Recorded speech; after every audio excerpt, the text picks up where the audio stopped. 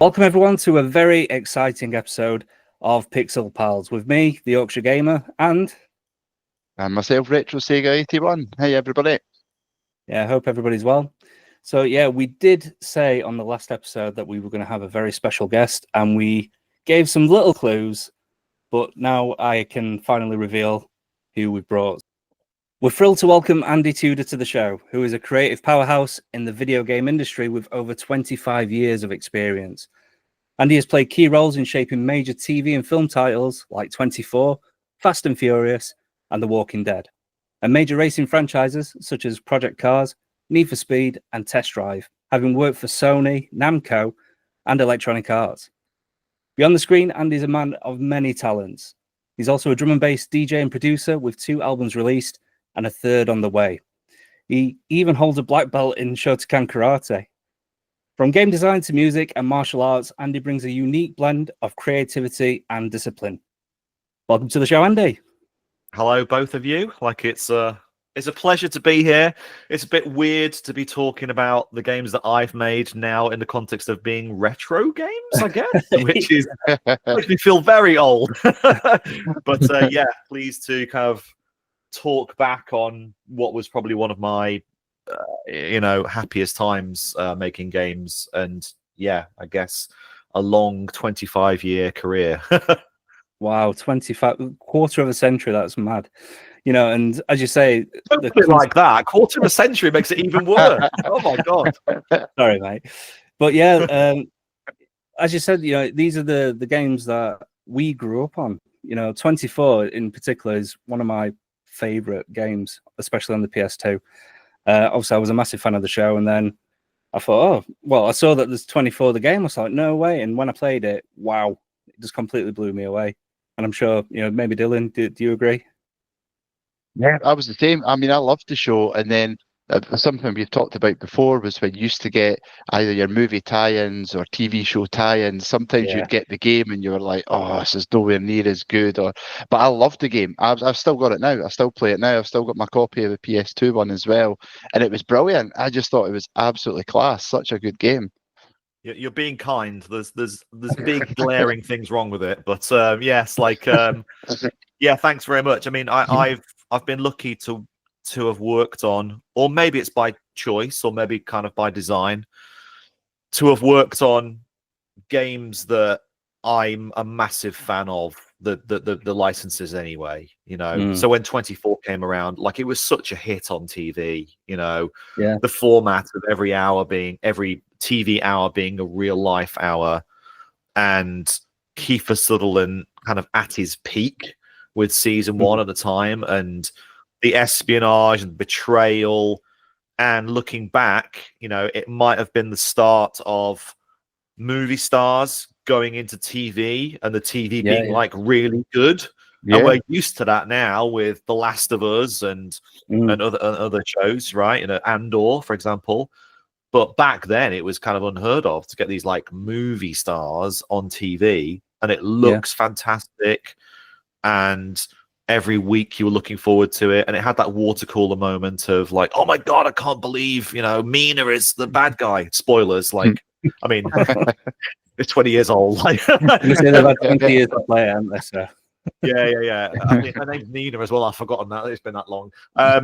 So yeah, I've been lucky enough to work on things that I've always been a massive fan of, whether that's the Fast and Furious movies with the craziness that they have in there, or The Walking Dead, which again was just a big seminal TV series, and comic book, of course. So yeah, hopefully you can see that we put the love in, and as fans, whenever we've approached any of these things, we've gone right, 24's got it's got the espionage, it's got the torture, weirdly to think of now. It's got the ticking clock, it's got the multitude of characters, the 3-pane, viewport stuff. It's got to look filmic, it's got to keep you moving, and yeah, I think we got that across, absolutely. But 100%, we were really piggybacking off The Getaway, which had set the precedent for third person shooting, behind the camera, a bit behind the character getting in cars, telling story, all of that kind of like stuff. Yeah, it's amazing, and like just seeing it as well. I think I read something. Did you give your likeness to a character in 24, or is that? Wow, you've researched this well. Yes, that came about as accident. My uncle's in there as well. He plays one of the bad guys in the. Oh my god! If I can remember this, in the Washington DC section with Chase. Yeah, that kind of came around by accident. You know, we worked with the script writer and the director, directors. They had multiple directors each episode, and you know, the studio, and we had access to all of the cast, so they all got, you know, what was, looking back, a very early version of photogrammetry, where, you know, you take lots of photos around the characters, like they've done in The Getaway as well. Nowadays, you know, the actor would sit in a room and they'd have like a million photos taken around them, but we were doing it with like DSLR cameras, like trying to do the same kind of thing. So we had access to all of them, and they took a lot of time up on the development side, because we had to get them accurate, and all the actors had approval, because we have to, you know, get their likenesses and all that kind of stuff. So when it came to side characters, we were like, well, damn, they've got to look just as good as the main actors. So we were like, we've got to choose real people. We've got to choose an actual person in real life.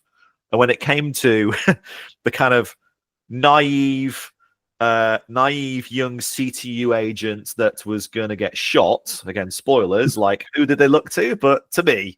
I was like, you know, I was like, yeah, absolutely. So Sean Walker in the game, who is kind of like Michelle's lackey, you know, in CTU, yeah, he's modeled after me, just but with glasses on. And yeah, I guess that kind of came around because I was one of the key people in getting all the cinematics kind of like done on that game. So I was in a lot of meetings. I was over in LA talking to, you know, the Fox executive team. I was talking, you know, with the script writer. I was speaking with Rodney Charters, the director of photography.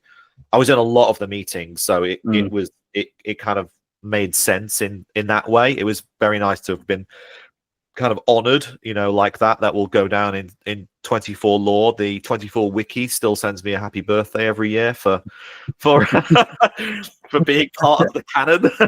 So maybe like there'll be a 24, you know, season 9 where Sean, we realize that he wasn't dead all along, you know, and, yeah, which wouldn't be a surprise in the pantheon of 24 plot devices.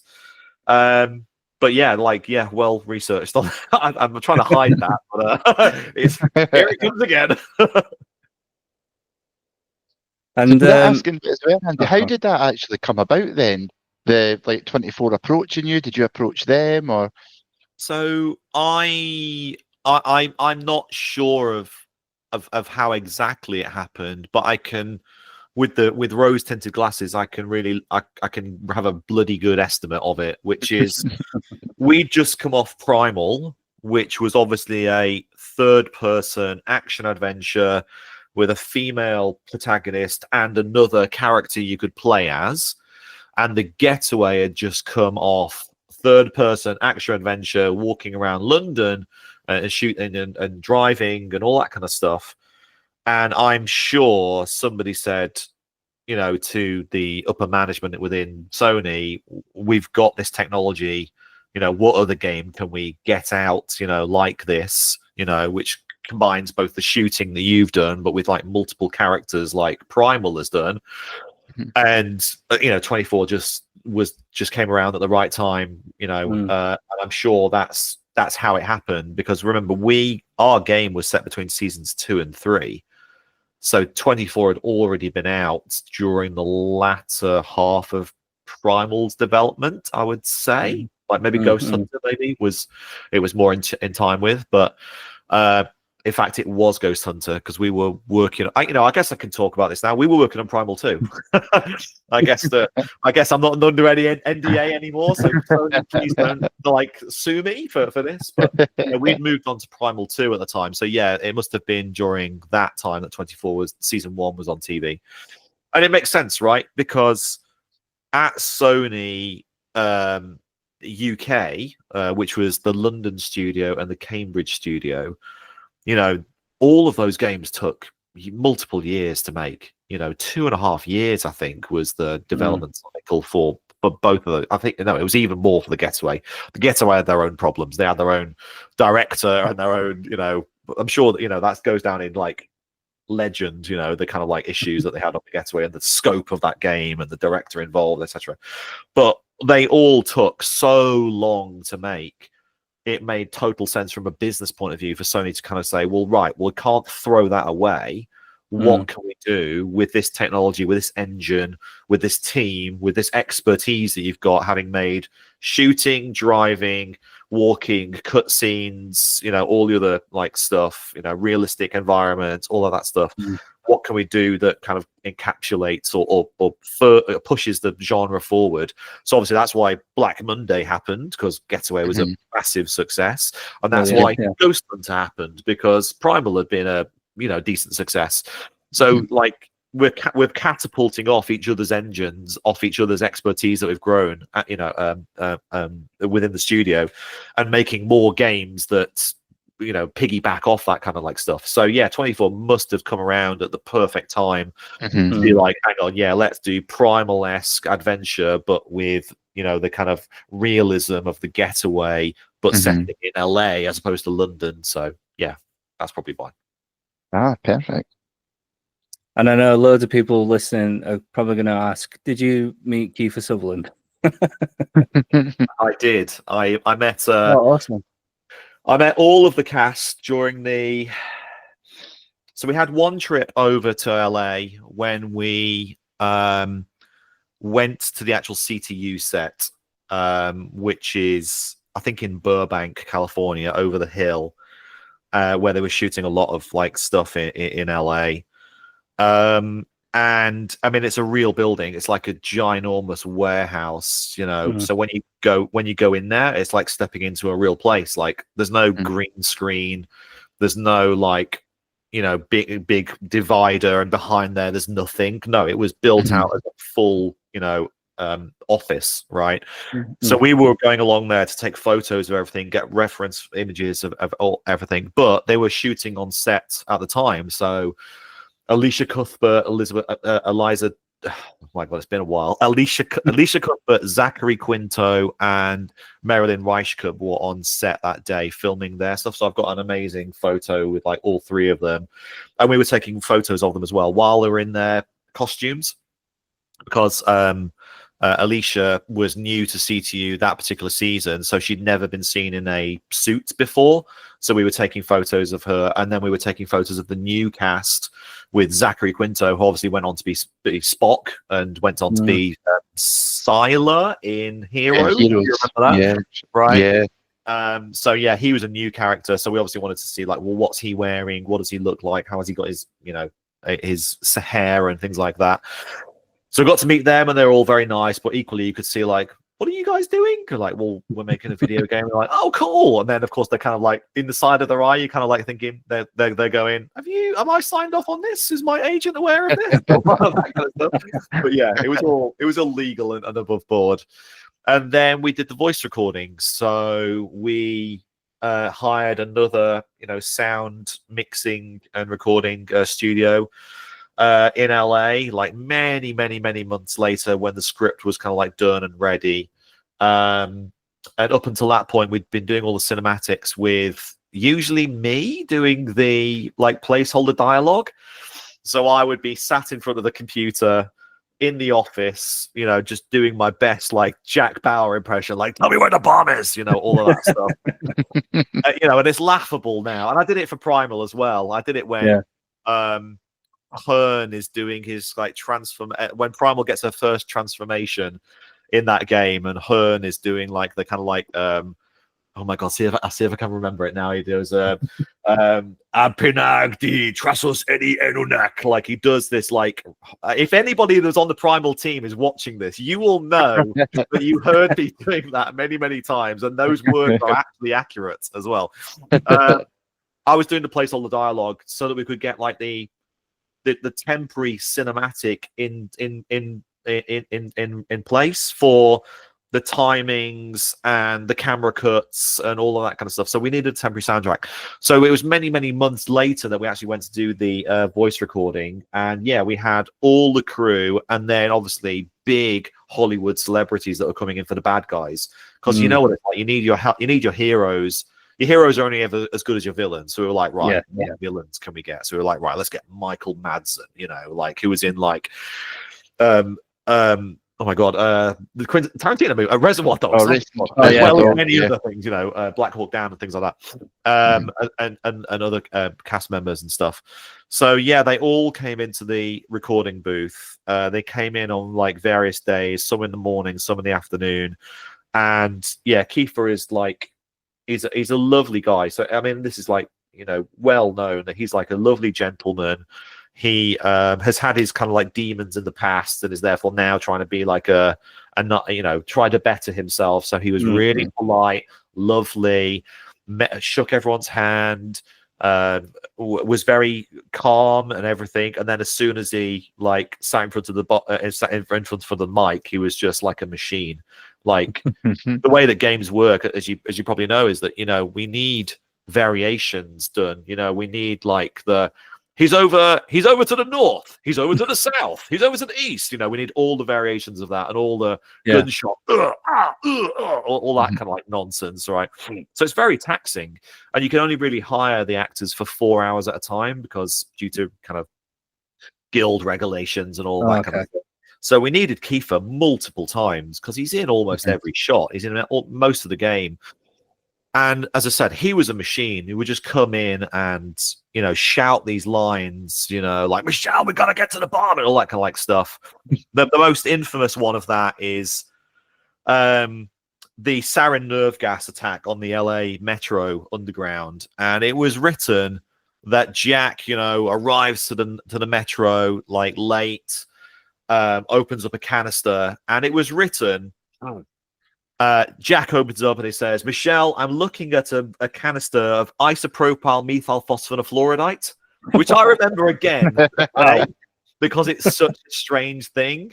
And I remember Kiefer just coming in and going, Michelle, I'm staring at a bike. And he's like, who writes this shit like that? And he just like, and we're all in the booth kind of going, oh, look at that. And he says, I'm looking at a canister of sarin nerve gas. And he just shortens it to what it actually is. Like, but yeah, he was amazing, as were most of the cast. Oh, sorry, all of the cast.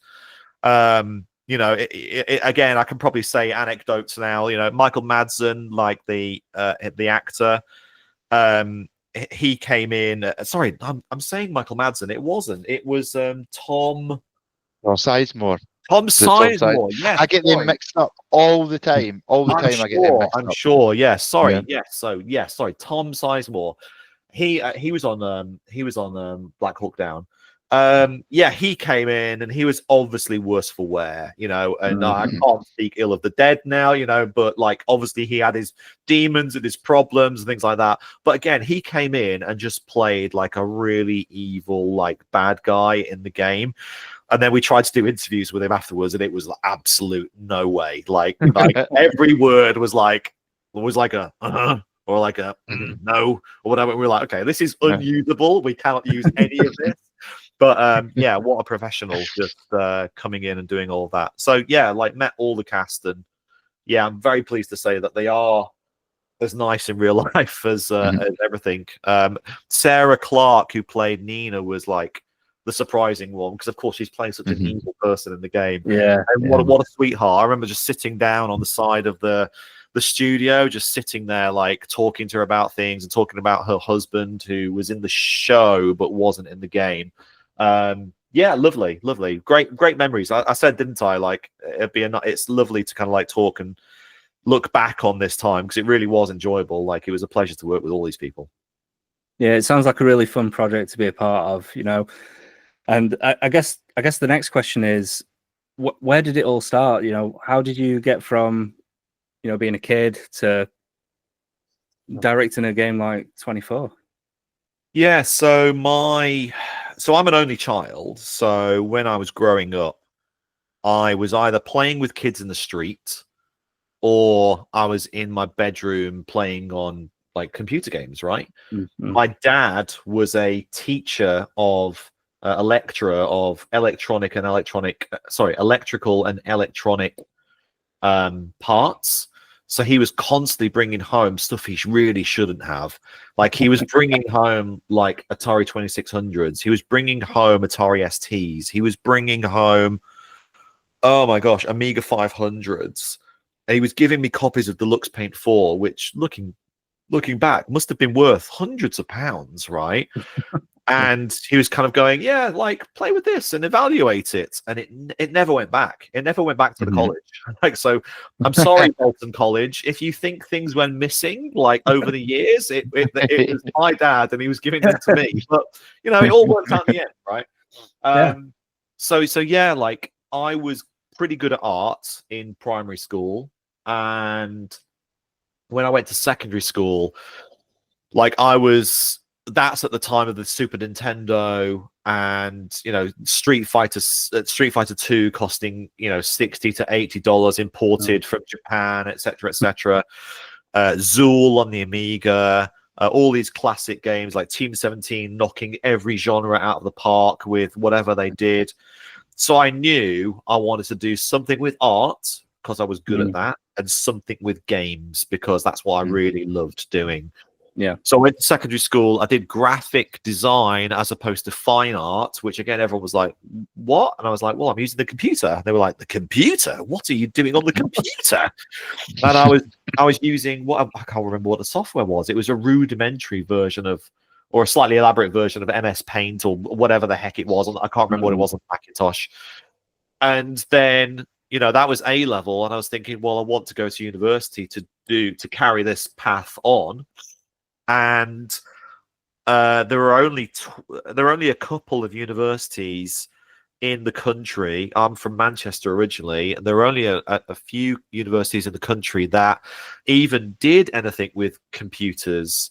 And one of them was Bournemouth University, which was the only university out of 12 that was in England and George Lucas himself approved of in terms of teaching everything you need to do this in the film industry.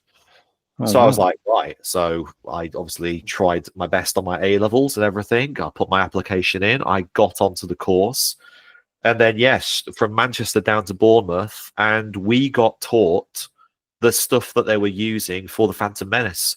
We got taught on Silicon Graphics workstations, using Autodesk. Well, at the time it was Alias Maya, which has since been bought out by Autodesk, and we were being taught the techniques that were being used in the movie industry to do special effects. Whether it was Mission Impossible at the time, or looking back and the Lawnmower Man and things like that, which were around Jurassic Park, all of that stuff. And we were getting these guest lecturers coming in who had worked on these big titles, and we were basically being taught by the people we wanted to be, eventually.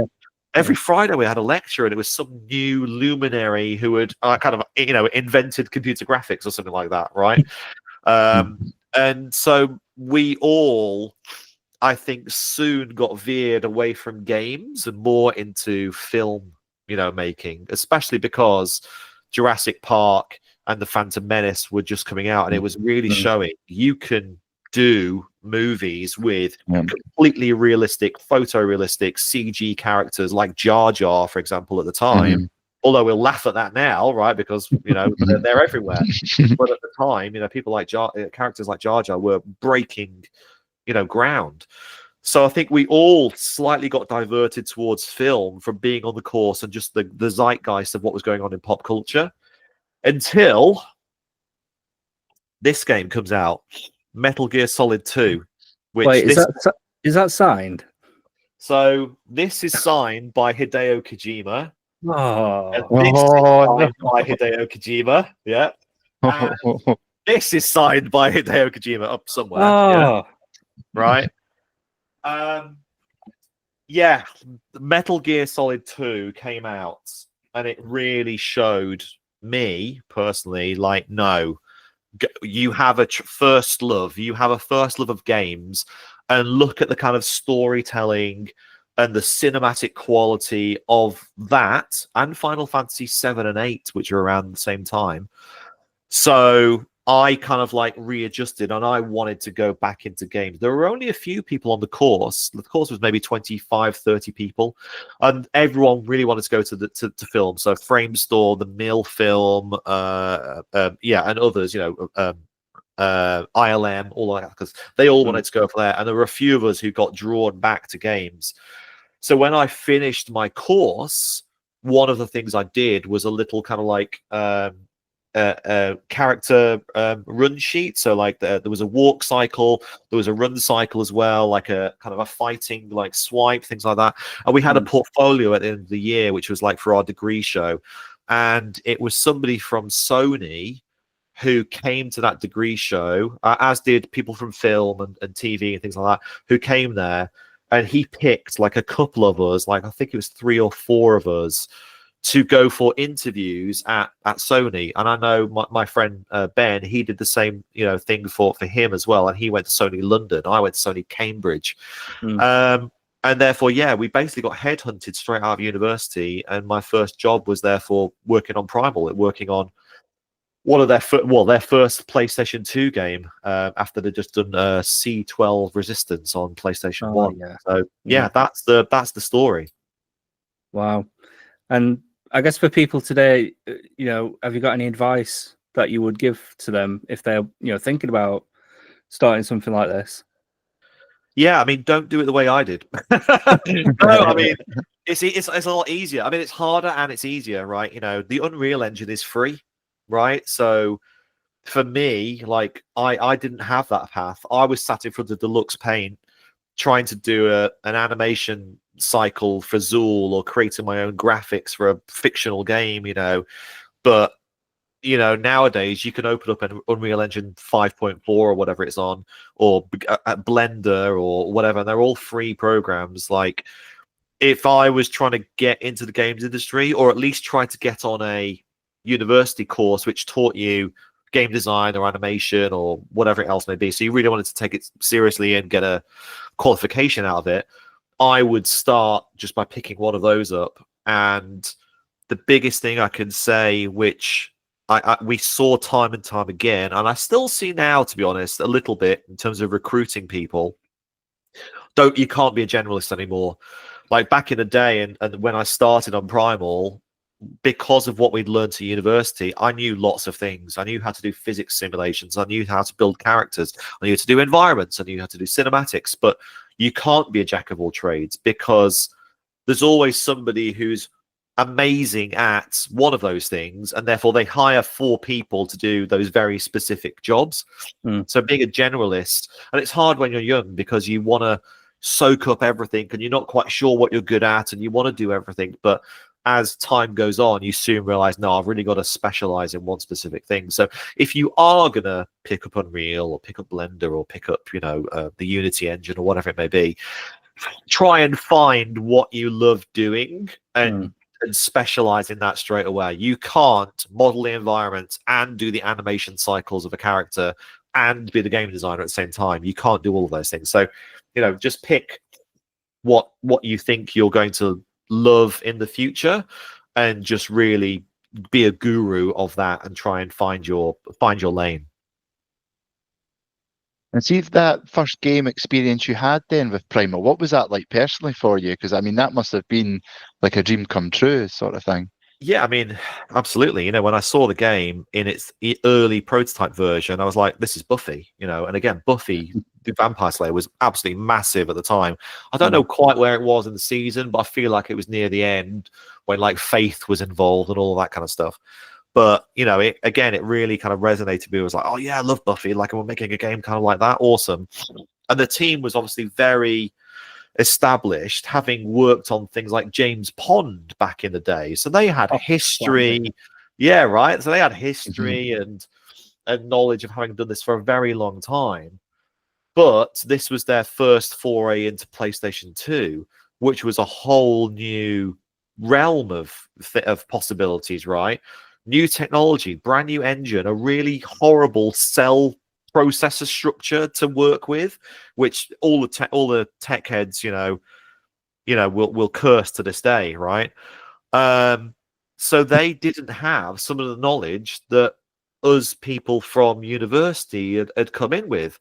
Like I said, we were using state-of-the-art software like Maya, and they'd previously been using like 3D Studio Max or something like that. So in a way, they were kind of like stuck doing what they knew how to do, and then here we were going into PlayStation 2, and it was like, this is a whole new frontier, and here's 4 young lads from straight from university who already knew how to use all of that kind of like stuff. So I know we ruffled some feathers, absolutely, going into a already established team, and here we were kind of not thinking we knew it all, but we did have a serious like knowledge, advantage to the guys there.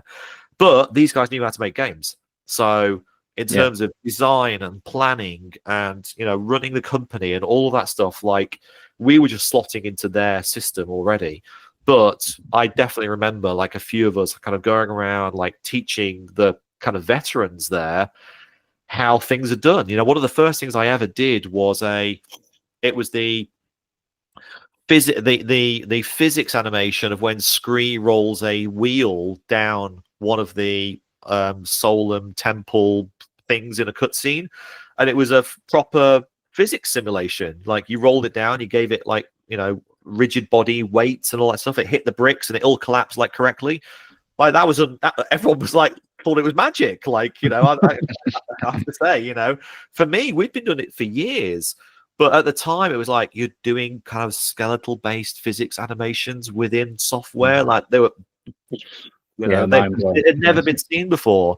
And when it came to cutscenes as well, our final year at university had been telling a story, like making a kind of short film. So we were used to camera cuts, placement, racking focus, field of view, all of that kind of stuff.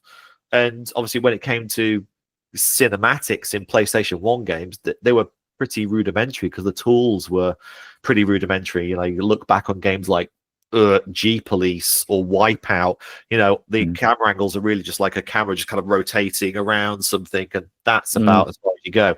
Final Fantasy VII was like the big one that kind of changed all of that. So I know we kind of like shook some feathers, when we all kind of like arrived, but going onto that team and seeing the scope of everything, from doing a tiny little university project to doing a video game, which took 2.5 years with multiple characters, multiple environments, magic powers, combat, audio, recordings from the Russian Philharmonic Orchestra doing the score. It was like absolutely mind-blowing, at the time. And it kind of still is today that we achieved so much on the limits of the hardware, at the time. So yeah, huge honor. How old were you at that point then when you came in? Were the guys that were the established team, were they a lot older than you, or was it quite a big age gap between you all, and that's maybe why they sort of thought, oh, these young guns coming in and showing us how to do it? Yeah, it was a mixture. Like, no one was old, right? No one was old. Everyone was kind of like 30 to 45 kind of years old. But, we were 20, 21, coming straight out of uni. So for us, there was a generational, leap, almost. Yeah. But no, like there were people there that, Chris, who was the director on Primal, and Mark, they were, 8 to 10 years, older than me, but there were definitely like people who were 25, 26, like that. And I think that kind of youthful recruitment that happened with me and the others, and going forward over the future years, they were bringing in more young people in order to, keep the studio young and to get the latest, information out of those people. Certainly people were brought in who were kind of production level, who had more experience and were older, and etc. But in terms of like artists and coders, it always felt like everyone was kind of our age. And therefore it felt very much like a kind of frat house. Sometimes it was like a bunch of dudes, there were women who worked in the office and everything. But yeah, it felt like, big open plan office. You walked in and everyone had the same cultural reference points. We were all watching the same things. We were all going out at night and drinking. We were all going to nightclubs. We were all, we all had the same background history of gaming. It felt like the real kind of, family, at the time. So yeah, it was super cool. Awesome. And did you ever get any like goodies, like following the success of a game or anything like that? Yeah, like I've actually, basically this was in the heyday. I mean, I've got stories that I still can't tell to this day of stuff that went on. Maybe if I write a memoir, like maybe the statute of limitations won't get me, arrested. But this was at the time with PlayStation 2. It was a time of transition. So there was Sony London, Sony Cambridge, Sony America, Sony Japan, Sony. Was Santa Monica around at the time? Maybe no, I don't think it was actually. Everyone was different, and therefore, to get our games out, internationally, we were making a game in Europe, and we had to kind of convince America to release it for us as well. And they had their own ideas. We had to, convince Japan to get involved in the game if they wanted to release it over there, and they had their ideas. And Phil Harrison came along and basically kind of changed that and was like, no, we're Sony Worldwide Studios. We should all work together. We're one company. It's ridiculous that we should have to try and sell a game that Europe truly believes is going to be awesome to the Americans, and then sometimes say no, to it. So he kind of came along and he really changed, I would say, the culture within Sony.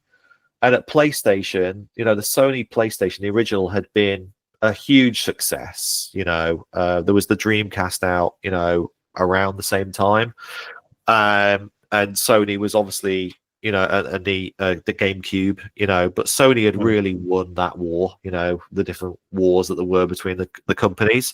So when PlayStation 2 came around, they had the games, they had the Ridge Racers, they had the Soul Calibers, they had the Metal Gears, all of that, everything they touched was gold, the God of Wars, all that kind of stuff. And therefore, worldwide, every game was celebrated. So whenever you launched the game, especially because it was taking 2 to 3 years, every game had a launch party. Every game, the entire staff were invited along to like celebrate the hard work they'd put in over the last 2 years, 2 or 3 years. And the crazy stuff was happening. We were getting plaques, kind of like platinum plaques, for the release of every game. My friend has got like many of them on his wall, like almost looking like, a rap artist, selling platinum albums, awesome. We had Christmas parties every year, and we had E3 parties when E3 was a thing. And when I mean we had acts there, we had people like Black Eyed Peas playing for us. We had like D-Tees and people like that. We had major celebrities and music acts coming to reward the staff for all of their hard work. At Christmas time, we always got a present. Whenever a new console came out, we always got a free copy. We always got, the PlayStation 2, 3, 4, God, what else did we get? The Cybershock cameras, when they were a thing. Some other stuff. Whenever Sony kind of came out with something, we were getting those. Yeah. We got collector's editions of everything. So we got like, I brought this with me, which is the collector's edition of Primal, which you might not have. Sorry, this was given to press actually, so it's not the kind of collector's edition. But people probably have never seen this. But yeah, this was a kind of special version of Primal that was given, which has got like a making of book in there, which tells you kind of all about the. Oh, can you see that? Yeah, tells you all about the game, all of that kind of stuff. It's got the disc in there and everything. It's got this scroll with concept art on there and things like that. So we were getting all of this stuff, for free, and it was much appreciated because we were putting our lives into this. We were working, 10-hour days, 12-hour days sometimes. We were working late nights, until 10 o'clock, during crunch periods. We were ordering food into the offices. We had like a rota of like, well, we had a curry last night, guys, so we can't have curry again. So we got Chinese tonight, and it was getting ordered into the studio. We slept overnight in the studio sometimes.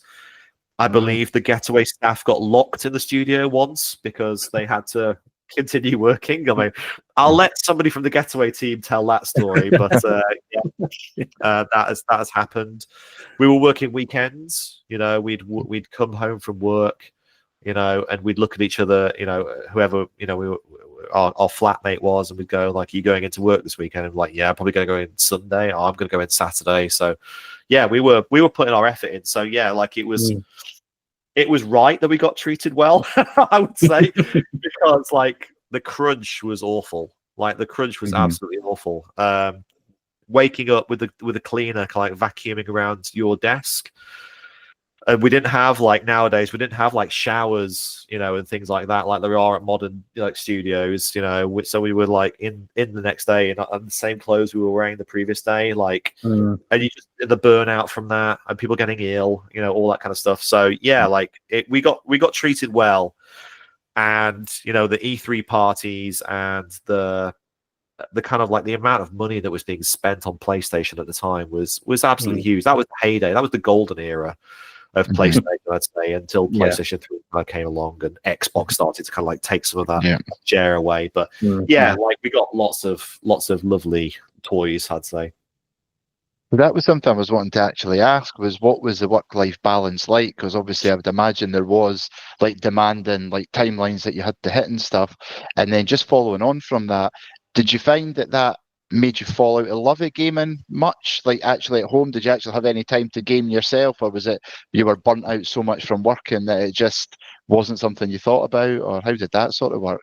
I mean, you're right, and I still have that kind of like problem, like today. I've been at my computer all day today, so turning on Steam and jumping back into Path of Exile 2 is not at the top of my priority list, but I want to do it, but I don't want to be in one room for longer than I should be, right? So work-life balance was it was bad back in the day, and thankfully it's a lot better now. I heard that the GTA 6 team are not exhibiting crunch right now, which is why it's delayed, of course. Right? So but I'm glad that the team are doing it correctly and giving games the time they need to actually be put out right.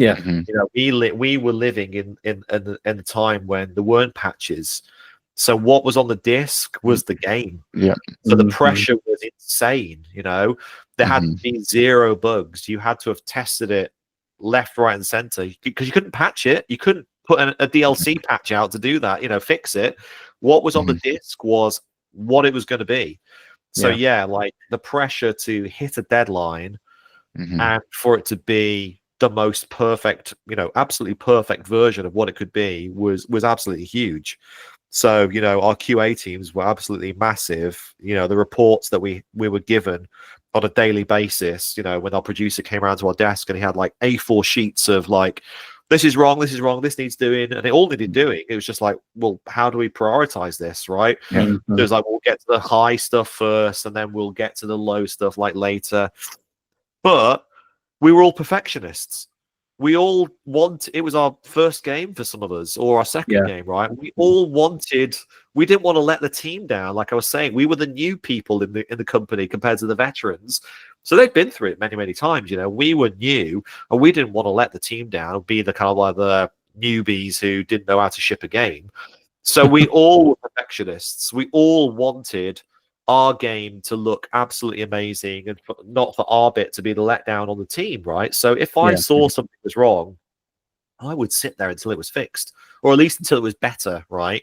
Yeah. If you saw something that was your problem, we had like Friday show and tells, and if it went around the team and like, you're standing at the back like that, and that your thing is on screen, then you kind of like wincing that like something, something's wrong, and you will fix it anyway, even if it doesn't get picked out.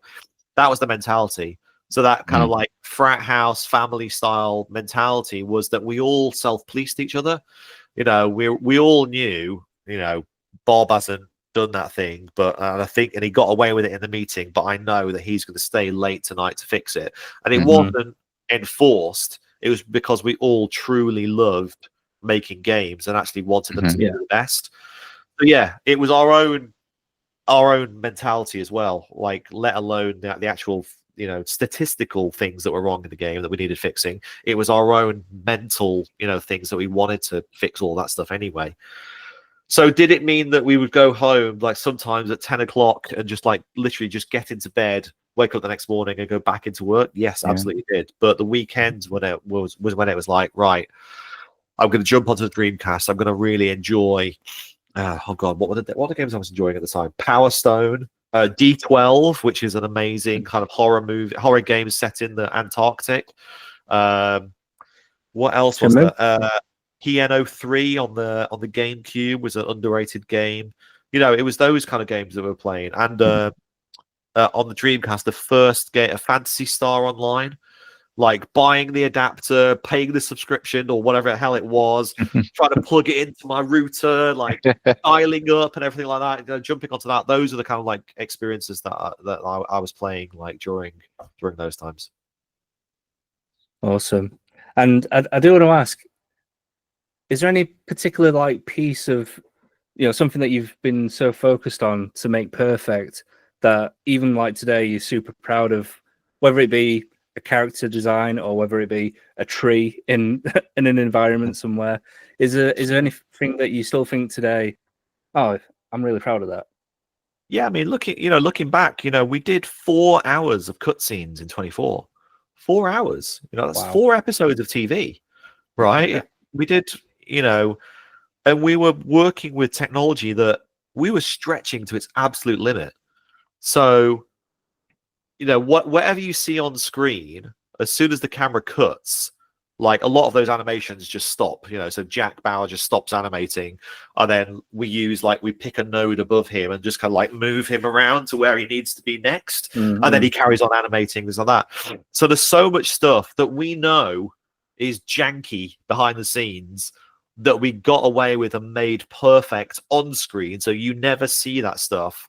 Like that's kind of like what we're most proud, like I'm most proud of still to this day. Like look back and look at those old Primal cutscenes, look at how we made, how the hell did we get Scree, as a second character that you could switch to at any time, who could walk on most surfaces in the game, and the camera would like rotate and do all that stuff, who could transform into possess various statues, who you could walk up to as Jen and press select, and he would give you a context-sensitive hint of what to do next throughout the entire game. It's like, wow, amazing, that's amazing that we managed so much. And even on the getaway, like no HUD and having to stand up against walls to like recover your health, be able to get into all of the cars, to have modeled all of London and not got sued for all of the like buildings and shops that were in there.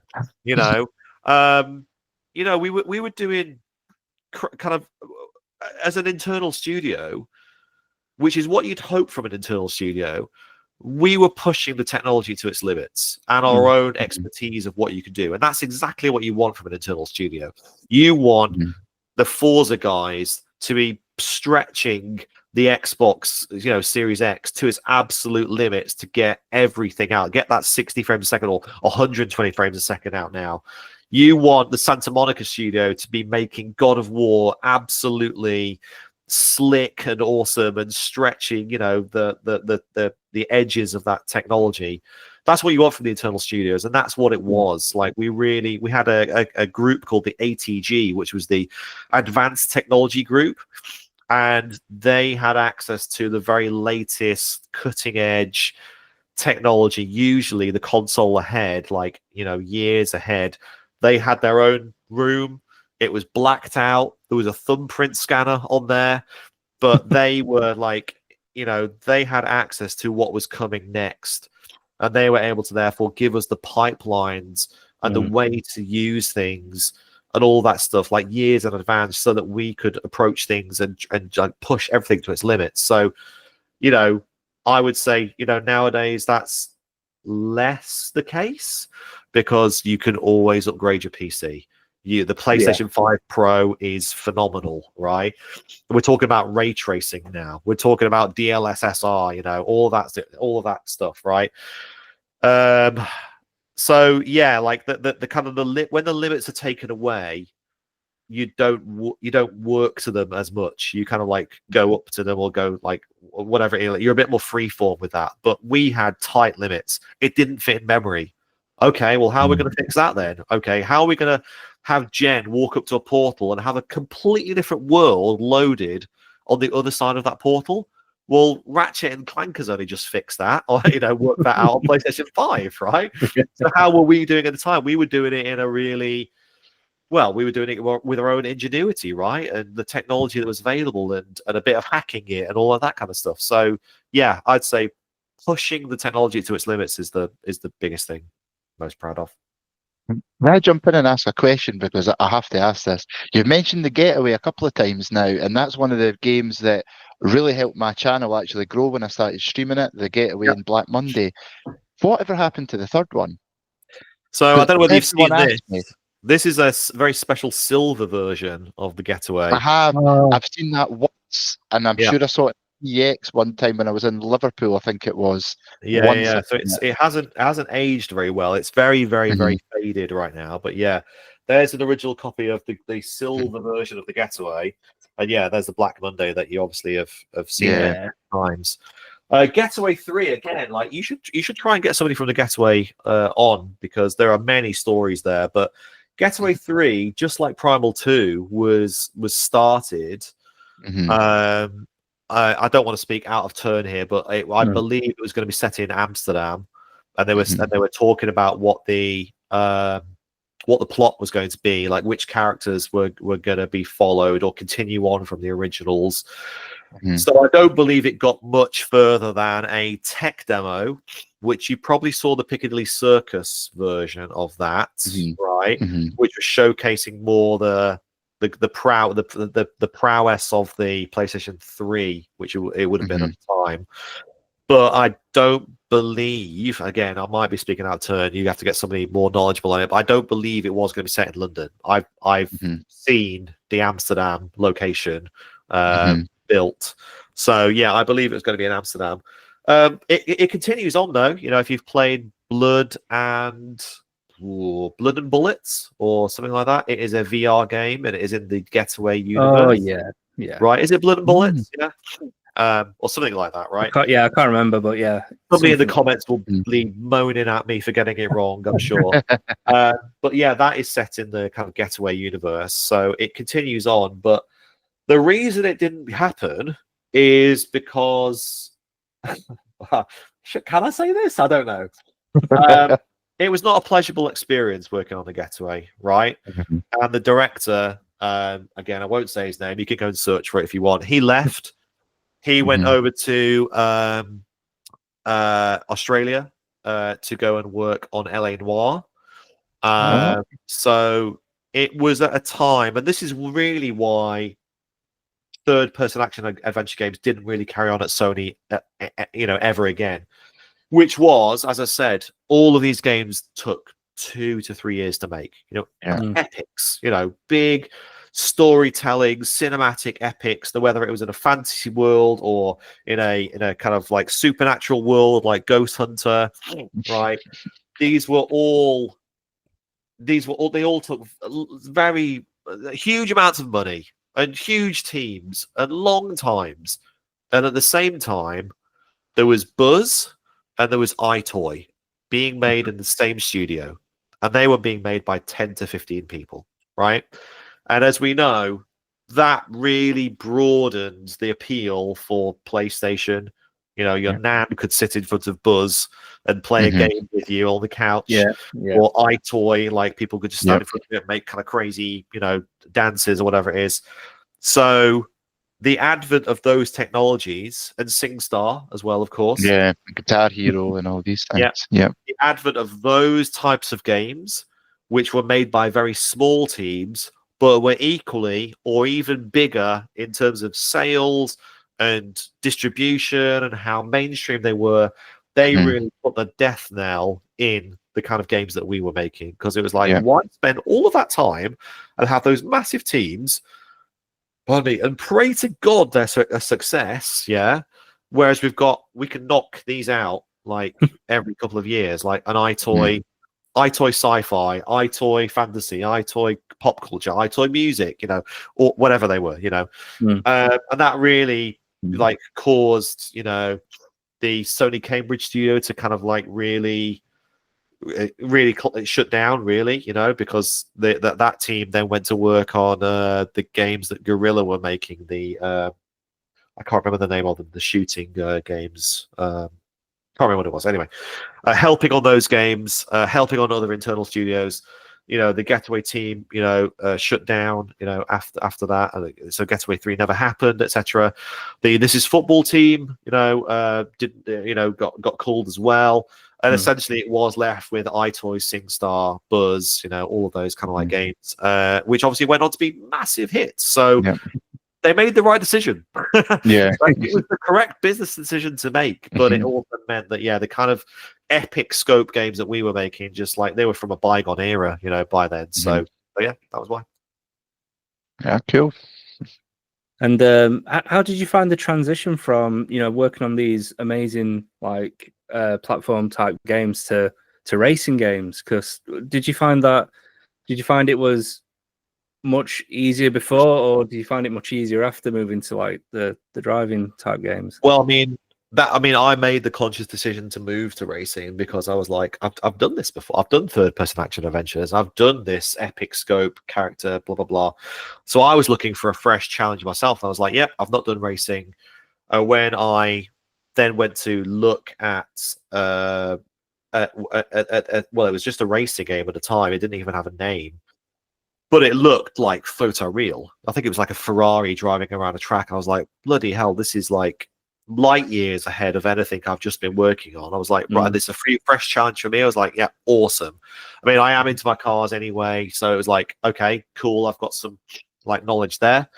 But, you know, after being an artist at Sony, you know, going from junior artist through to cinematics director, I'd been making games that looked pretty, but sometimes didn't play quite. Like the combat in Primal wasn't quite. No, Alex Sulman. Sorry if you're watching this. I apologize. You're gonna hate me for this, but I know we're mates, so that's okay.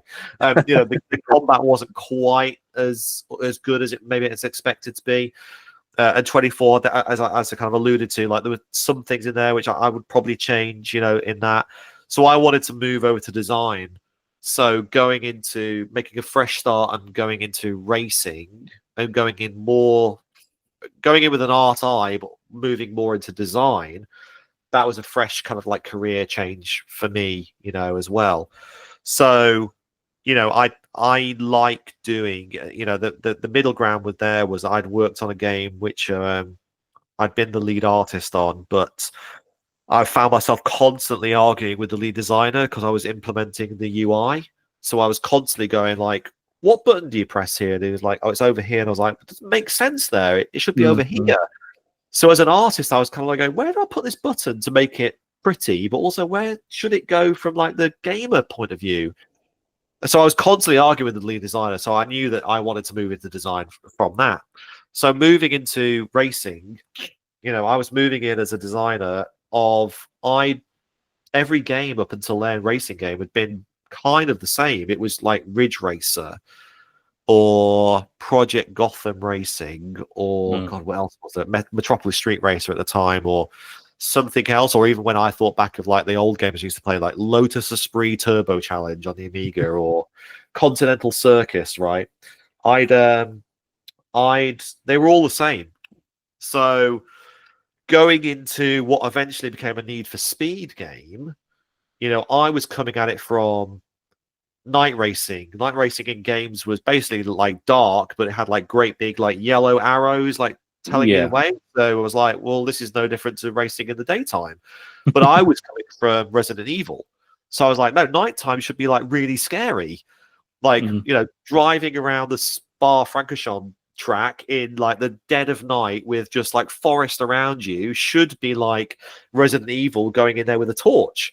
So I was going in it with a completely different perspective than the racing aficionados who had made like simulation games and, you know, we're into like, you know, GT racing or Formula One, things like that. I was coming from games as opposed to reality of racing. So I had a totally different take on things. So when you crashed, for example, I was thinking, well, this is the most horrendous thing you should ever do.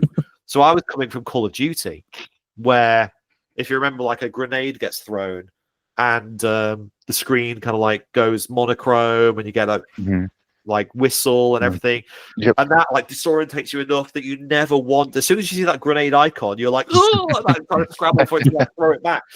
So I was like, right, make crashing like that in a racing game, and you will never have people crashing ever again.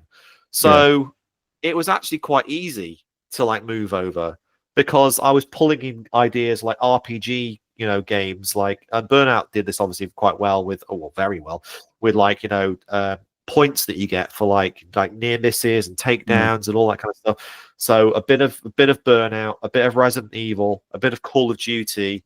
And then we were able to then go into Need for Speed Shift at the time with kind of fresh ideas, like precision racing versus aggressive racing. For those people who like really like to flow around the tracks versus those idiots who just get on the track and like start bumper carring into you.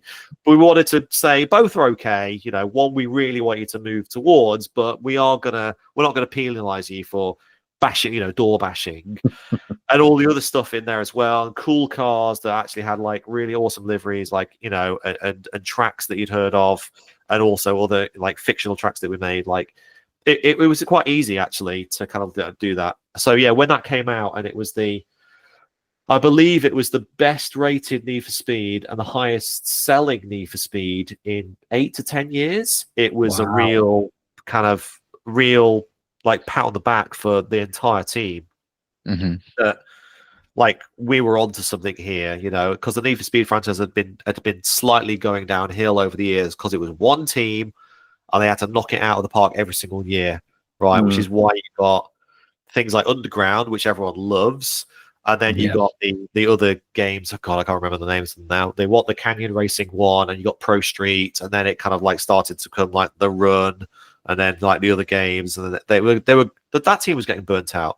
So just like my experience back at Sony, they too were probably under huge crunch to get a new Need for Speed out every year, which at the time had like big cinematics, loads of licensed cars, completely reinvented. They didn't reuse anything, you know. It was, they had different milieu and atmospheres for each of them. So no wonder like the quality levels just going down and down. And then here we came along with a fresh set of eyes. And me coming from kind of games as opposed to, you know, being into motorsports and going and seeing like the FIA GT, you know, every year, every race, you know, it was like a fresh set of eyes. So like, yeah, it did quite well, thankfully. Yeah, that's awesome. And was Need for Speed Shift the first one that you worked on in terms of driving? Yeah, so we did Need for Speed Shift. And that was really meant to be a transition game. As again, you know, everyone really loved the street racing of Need for Speed, but the plan at the Electronic Arts level was that Need for Speed was going to splinter.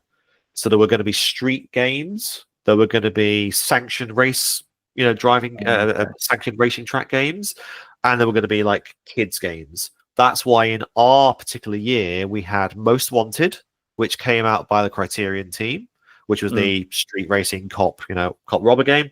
There was our game, which was after Pro Street, which was saying these street racers have turned legal and are now transitioning onto the track. And then there was Need for Speed Nitro, which came out on the the Wii, I think it was at the time.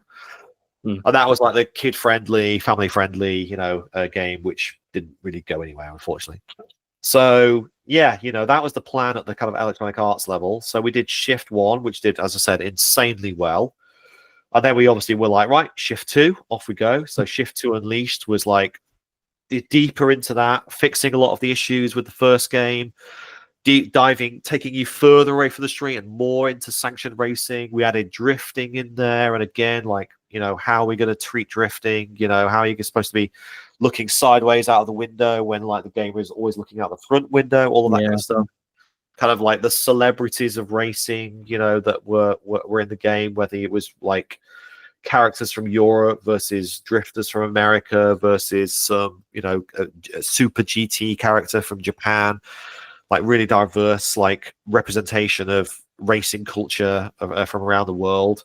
Ultimately, that probably went too deep. Like we probably just went a little too sim on that. Need for Speed players weren't quite like ready for that, but it was still like a absolutely kick-ass game. Like I'd love to actually go back and play that one again. And then we went to start Shift 3, which was going to be like, I don't know, some crazy name like Shift 3 Unchained or something like that, right? And that was going to be like, no, we're more like Forza and Gran Turismo now. Like we've transitioned you over a couple of games, and now we are a serious contender to GT and Forza. That didn't happen in the end, which is why we then went, okay, right, we're going to make our own franchise then. So we started Project Cars. We didn't have any money at the time, and Kickstarter was kind of like not even a thing. So we were like, right, let's, as I said, games take 2 to 3 years to make. They cost so much money. We were like, right, let's mitigate that risk and go straight to the gamers and go, right, what do you want? What do you want from a racing game? Tell us, and we'll put it in there. And if you also give us like £10 a month, like that will help us make it. Right. So it was kind of like crowd-powered, crowd-funded before Patreon, Kickstarter, like were even a thing. And therefore, we got all the money to make that game, that original Project Cars. We did it all our own way. We did it really seat of the pants, learning everything that we'd done on the Need for Speed games, like how to make a game, but then also doing it our own particular way. We said some quite controversial things. I'm sure I did, like definitely, because we had this like David and Goliath mentality. Like we'd been doing it for years. We'd had major success. And we were about to take on Forza and GT, and here we were with our own franchise. So, like, I remember Conor McGregor being like the main kind of like focal, like the ideal spokesperson. It was like, what would Conor McGregor say? He'd say like, "Come on, then, let's have you," and he'd like put himself out there as like, "No, I'm better than you," and like, "Oh, we're here to fight. Like, come and take us on." And that was kind of the attitude. We were a scrappy team, made up of like various people from all the way around the world, making it in this way that no one had ever like really done before, and we were making it in full public view of the people that ultimately were going to be our our players.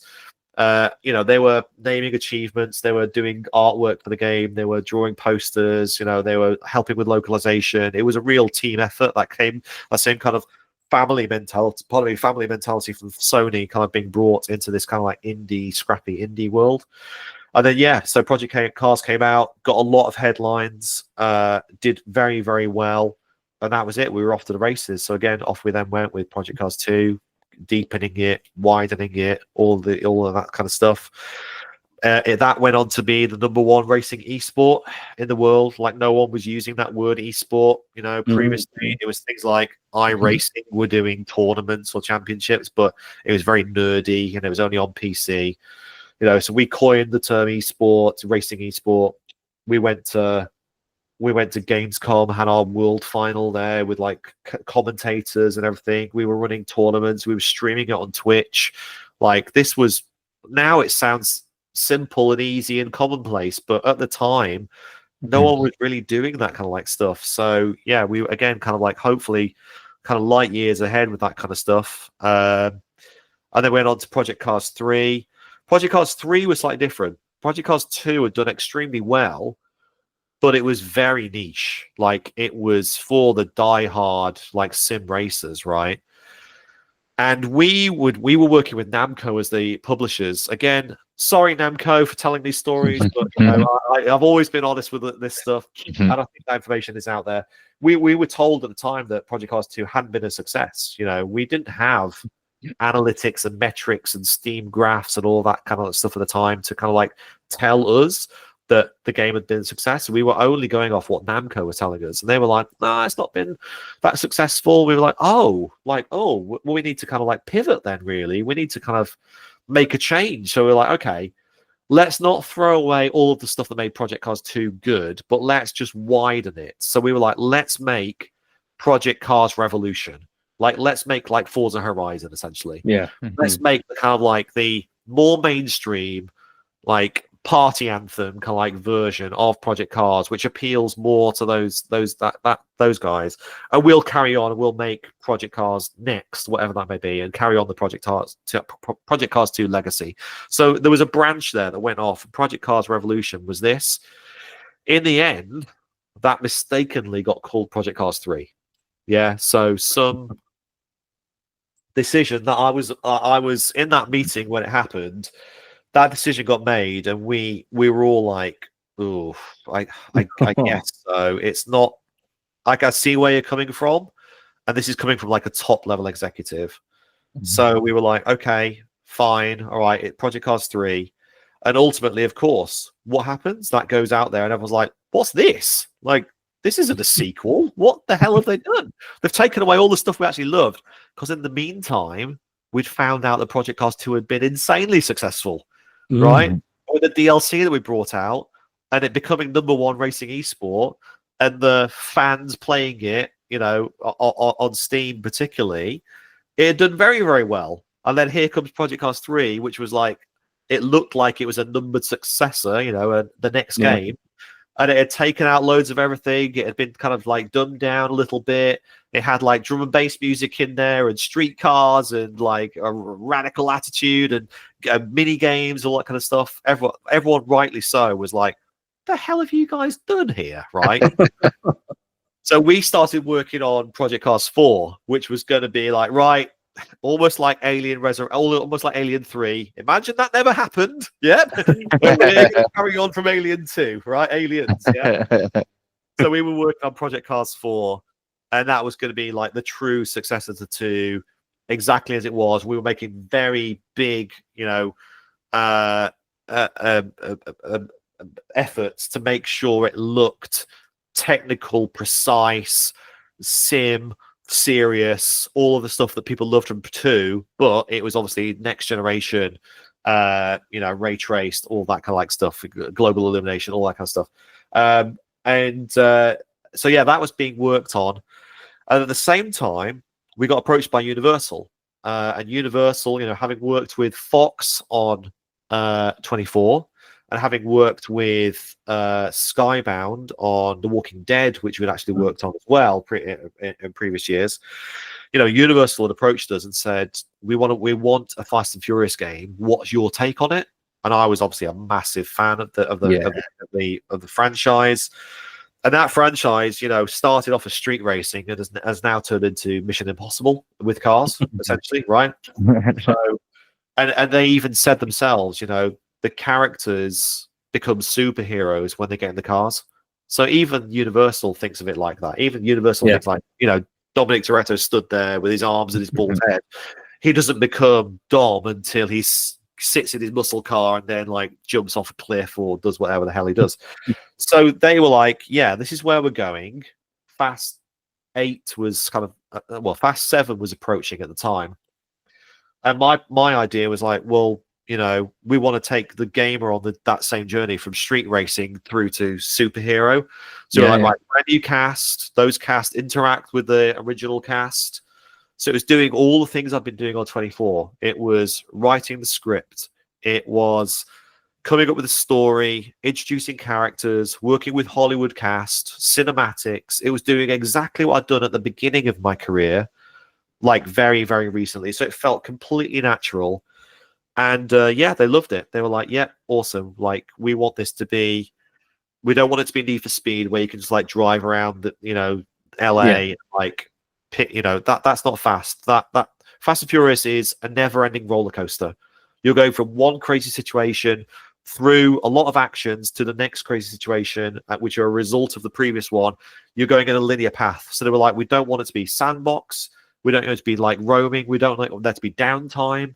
We don't want you to be like upgrading a car and like painting it, things like that. Like in Fast and Furious, they get delivered cars somehow magically, right? They get these cars from some mystery, toy garage somewhere. So yeah, we started making that. We were working on like the end of the PlayStation 4, so the engine was slightly. Oh, hang on, which generation are we on? Like, no, it was PlayStation 4. Yeah, we were working on the end of that kind of like technology. Our game engine from Project Cars 1, 2, and 3 was like starting to look a little dated, but we were like pushing it to its max. That idea from, like I was saying earlier, like trying to get the last nth degree out of the technology, like streaming like the stuff ahead of you and removing the stuff behind you, like so that it just was seamless, being able to drive all the way through New Orleans or all the way through Barcelona or whatever it is. And having it being fast, like 60 frames a second, 30 frames a second, whatever whatever platform you were playing on. So yeah, like that was a lot of crunch, a lot of like business decisions, a lot of working with Universal, a lot of trying to get Vin to approve things, which was an absolute nightmare. All the cast were fantastic to work with, but yeah, like Vin had his own kind of like special stardom that we had to deal with. Let's call it. But as befits him, because he's obviously one of the most famous people in the world, right? So what he says goes, and if he doesn't like it, it has to be changed, etc., etc., etc. So yeah, that kind of like brings us right up to date with my career, except for I guess the Web3 stuff, which I've actually just kind of come out of now, and I'm actually working back on like traditional games. But as I'm sure you've noticed, like throughout your own careers playing games, you get kind of married to some games in particular, whether that's Fortnite, League of Legends, Diablo, or it's Destiny, whatever it is. There's usually one game, GTA Online. There's usually one game that you like keep playing. It's always loaded, on your machine. You keep popping back in there to play the latest thing, and that's what everyone's chasing at the moment. So during the latter stages of like 2022 or something like that, we were looking at systems for like, how do we keep players playing our game? How do we let you stop on a PlayStation, walk over to an Xbox and just carry it on there? How do we let you buy something on your mobile phone and then it appears on your PC? How do you, play against people on all different platforms, asynchronously and synchronously? How do you sell your items in a kind of like Forza style marketplace or a Diablo 2 marketplace or a Steam marketplace? Everyone is trying to solve those problems right now. And at the same time, kind of crypto and blockchain was happening, and it was like, hang on a minute, they've got a system over here where I can buy something and I have a receipt for it. So if I don't want it anymore, I can sell it to you, and it's come from me. Hang on, what we're trying to build here. So if you have if you get your Kratos in God of War to level 50, and then you go, you know what, I'm kind of done with God of War, I don't want to play it anymore. There's a legitimate way to then kind of go, does anyone else want this Kratos for he's level 50, he's got the gold armor. And somebody might go, oh, yes, please. And they'll want to grab it off you and give it to them. And they'll know it came from you and you've given it to them. And there's a chain of purchase there. So it has lots of advantages. Like Fortnite, there's kids I know who go online and are like, how did you get that skin? And they go like, well, it was rare in season 1. So you had to be around in 2020 to get that skin. And everyone else is like, well, I want it. If there was a real legitimate way to kind of go, well, how much are you willing to pay for it? Yeah. And they could actually sell it to that person, or to stop that buyer's remorse of like me, who buys all the Marvel skins. So it's like, I've got Wolverine and Spider-Woman and Psylocke and Rogue and all that kind of stuff. Now I'm kind of like, I don't really play Fortnite anymore, but I've spent hundreds in that game. If there was a way for me to kind of go, right, I want to sell my account to someone else who will really appreciate it, I would love there should be a way to do that, because at the moment that's all illegal. You know, Mhm. Warcraft accounts being sold on the black market, or people selling like FIFA coins. Like, Yeah, that's a biggie. That's a biggie. yeah, it's awful. So all the big companies, I can tell you right now, are trying to solve that by maybe creating their own systems internally to do that, or looking towards like blockchain technology to do that. So I was like, right, okay, let me investigate this then. So I went off and worked in Web3 for a while, and it's got such a bad stigma with it. Like, no one wants to play a Web3 game because, you know, the outside view is that they are just trying to buy some rubbish coin that is absolutely worthless, and it's all a bit like the stock market, and blah blah blah. But I'll tell you now, there are some games being made by people like me who have come from traditional games, who are using it for the pure design advantages that the blockchain stuff gives you, the ability to sell and buy things and use them across games. Like, imagine if you could use your Fortnite character, like the pickaxe, in another game that Epic makes. Like, they are kind of doing that at the moment with like the Rock Band game, where you can use your, you know, instruments in there, and then the Lego version where you can also use them in that. So Epic are already on this path of allowing you to use assets across games. But what if you could, use your God of War axe like in the next, you know, game that is made by another, you know, Sony Japan, you know, title. So right now they're all trying to solve that problem, and kind of blockchain has already solved it. It's just that the games over there aren't particularly good, right? And they're all a bit like 2D pixel games, or they're like too far in terms of like monetization and, you know, trying to kind of get your buck from you. But yeah, there are some good things being done over there. But I've moved out of there now. Sounds like I've been sober for like I've been Web3 sober for 2 years now. And currently, are you working on any games? Currently, I am, and I absolutely cannot tell you about it. I thought that would be the case. Yeah, as honest as I've been so far with you all, like, that's because time has passed and everything. But yeah, the game I'm working on right now hasn't even been announced, and it's a while from release at the moment. But yeah, again, it is a change in genre for me. So yeah, do not expect it to be a racing game. Do not expect it to be a third-person action game. It's something completely different. Nice one. Well, you still have the same love for doing it, what you're doing now, than what you did like back in those days when you're like 20-year-old. You still got that same drive and perfectionist spirit and everything. Yeah, because, you know, especially this game I'm working on at the moment, it's again coming at an established genre with a different take on it. You know, pulling from another genre. You know, pulling from an RPG, or pulling from card collection games, or pulling from something else. So that's always fresh, because you never want to repeat yourself, right? You never want to pick up a game and kind of go, oh, it's I almost gave it away then. You never want to pick up any game of any genre and kind of go, oh, I've already played this like before. It's exactly like that other game I've played. You want to come with fresh ideas. So the games that, like, I feel that have done that recently are things like Balatro, you know, a poker game which brings in other elements. You know, Claire Expedition 33 is like a Final Fantasy game, but it brings in lots of kind of action-orientated things that you do like in real time, and it's got this like great French atmosphere and things like that. So yeah, no, like, I may not be able to do as many late nights as I did before, but yeah, like the passion for wanting to put out something new that I want to play, and kind of go, oh, look, they've done this to this, or like, I've never seen that before. And also maybe pushes the industry forward a little bit, you know, after the games I've made, you know, in my career. Like, certainly racing games changed, because a lot of racing games all of a sudden did start to have little numbers, you know, coming off the car every time you passed somebody or whatever it was.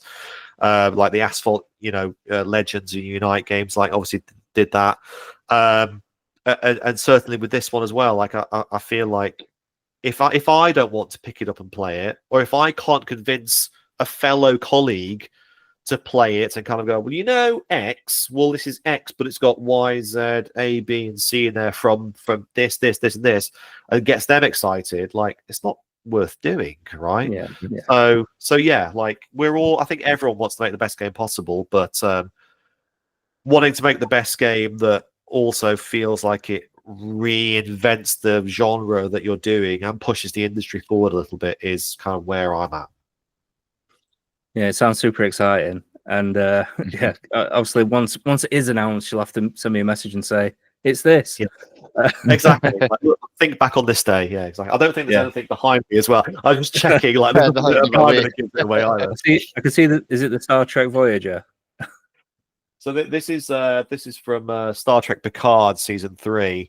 This is what the Titan was going to be before it was chosen to be a Constitution 2 class. This is actually from the this is from Shift. Actually, we designed a new car, which was the RTR car, and it actually got made into what are these Mega Blocks? Got made into a Mega Blocks thing. So yeah, that's a blast from the past as well. There. Wow. Well, I don't know whether you've seen these as well, but let me get this one actually. So Transformers made some limited edition Transformers, and this one is a PlayStation. What? Yeah, so there is a PlayStation Transformer, which is Optimus Prime. So that's the PlayStation there. Yeah. Oh, wow.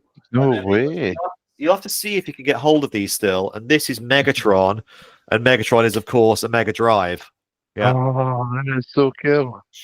So yeah, see Dylan, he's massive on Mega Drives, and I'm massive on PS1. So, name your price. You know what? They're probably still available, to be honest, because yeah, probably. I don't think many people know about them. But yeah, like those are pride of place behind me. Is like a memory of like where I came from and where I worked originally. Yeah. I'll know what I'll be doing after the podcast. I'll be going on eBay. They're probably a $5 now. I'm expecting them to be like 500 quid. They're probably dropped in price. Yeah. Oh, amazing. And yeah, obviously you're a drum and bass DJ and producer. So is that like a side project that you thought, you know what, I'm going to give that a go, or how did that start? So I grew up in Manchester, like during the height of like this kind of like the concept of the super DJ and the super club and like dance music like really taking off, like the Hacienda and Sankey Soap back in Manchester and stuff. So I learned, you know, I was hanging out with my friend in Didsbury back in Manchester, and we had turntables, and I learned how to DJ.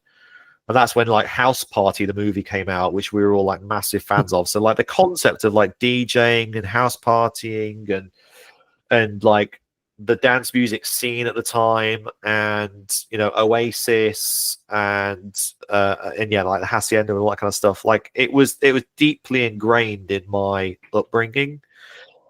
And I took that onto university, where I was really into like house music, because obviously that's what I'd kind of grown up with. And then I got introduced to jungle and drum and bass. I was like, oh no, this is my jam now. And then since like 2000, I've done bits and bobs here and there, and DJ'd like with friends, things like that, until it was actually during Project Cars when I was going to the World Rallycross events, because we'd done Rallycross in one of those games, Shift 2, I think it was. And I was listening to the DJ on the Monster Rig, you know, and I was like, God damn it, if they play Skrillex's Bangarang one more bloody time, I'm gonna like flip out. So it got to the point where I just walked over to the rig, and I found the events manager there, and I gave them my card, and I said, hello, I'm a DJ as well. If you ever, you know, are doing anything and you ever need a change or whatever it is, like I'd love to be part of this. Didn't hear a thing back for 6 months. So I was like, yeah, whatever. November, I think it was the time, and I got an email from Monster saying, can you come into the office? And the office is like down the road on the North Circular for me. Drove along there, parked in the garage, walked up the reception. Hello, I'm Andy Tudor. Like, I'm here to meet Elaine, or I think her name was. Oh, yes, good. Yes, can you sit in the meeting room? Sat in the meeting room on my own. And in walks the lady that had emailed me, along with 6 kind of marketing executive people. And she said, "Oh, this is Andy. He's going to be our new DJ for the new lineup." And I was like, "Am I? Am I? Okay." Signed a contract with them. Got to kind of tour the world with them, going to all the events and stuff like that. Wow. Played it around the world. You know, it was absolutely fantastic. And then COVID happened, and you know, that all kind of like came to a crumbling stop. I don't know about you, but you know, I think we all exhibited and endured some kind of like heartbreak and loss, you know, during that time and stuff. So as we were kind of coming out of COVID, I was messaging like DJ mates or people that had been, you know, nice enough to answer me back via DM. And I was like, how do I up my game? How do I get back into this? And they said, you've got to start making music. And I was like, I don't have time to make music. I make video games. And I was like, you know what? I do have time to make music. So I was like, okay, rather than me sitting in front of Photoshop for hours doing, you know, this kind of like stuff, I was like, let me work out what the software is for music. You know, I chose Ableton in the end. After COVID, I was like writing lots of lyrics. I had lots of stuff to get out of my head. When I was younger, I was kind of classically trained. I'd done grade 8 piano, trumpet, and organ. I'd played in orchestras, swing bands. I'd been invited to join the BBC Philharmonic, which I'd had to turn down because I went to Bournemouth University, so I was not in London or anything like that.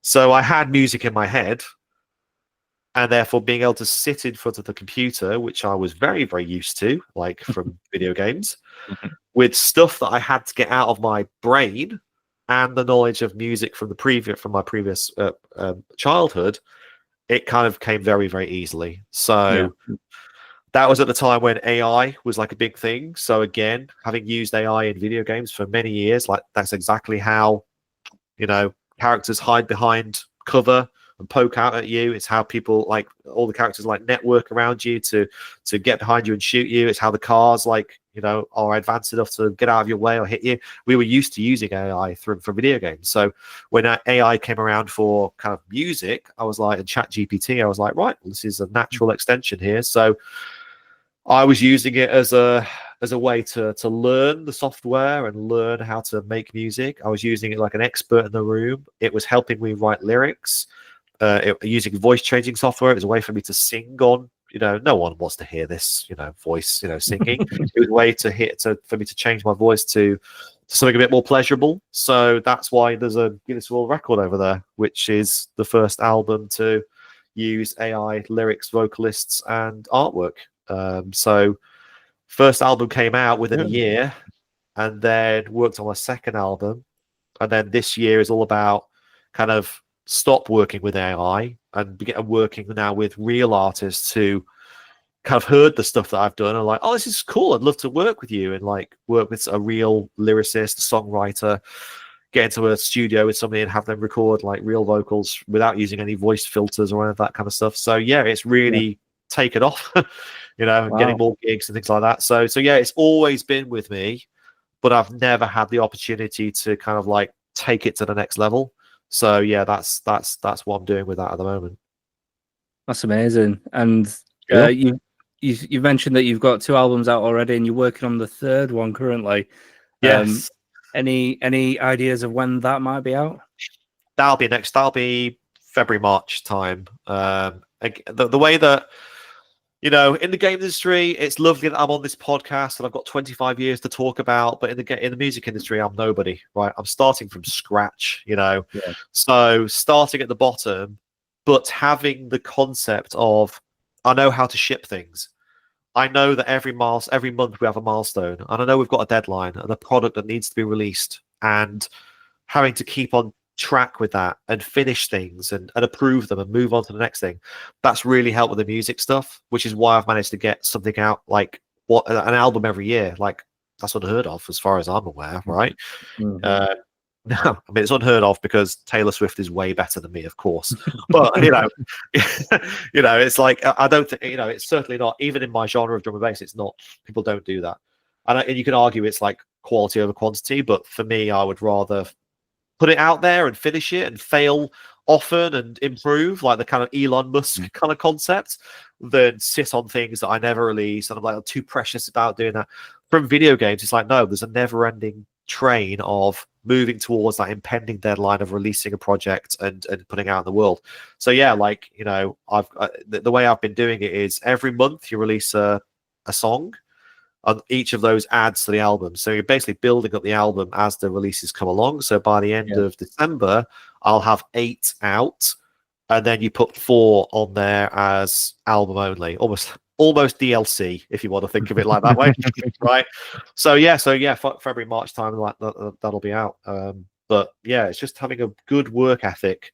I think having worked through crunch, like I was saying before, and you know, having this never-ending kind of conveyor belt of needing to finish a level or finish a character or get those animations done or finish that cinematic or record that mocap or whatever it is, has really helped with the music. Mm-hmm. That's awesome. Yeah.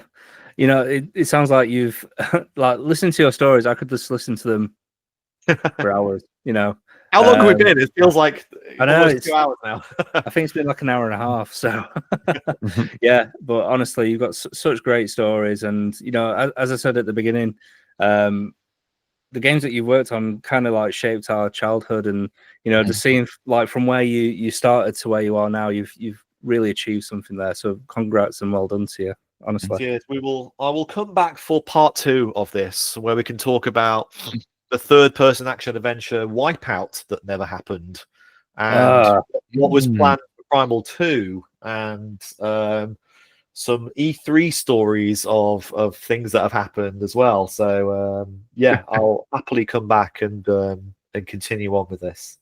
Nice one, Andy. Yeah, no, I really appreciate that. Yeah, honestly, it's great that you're here. We did ask the audience to make some questions.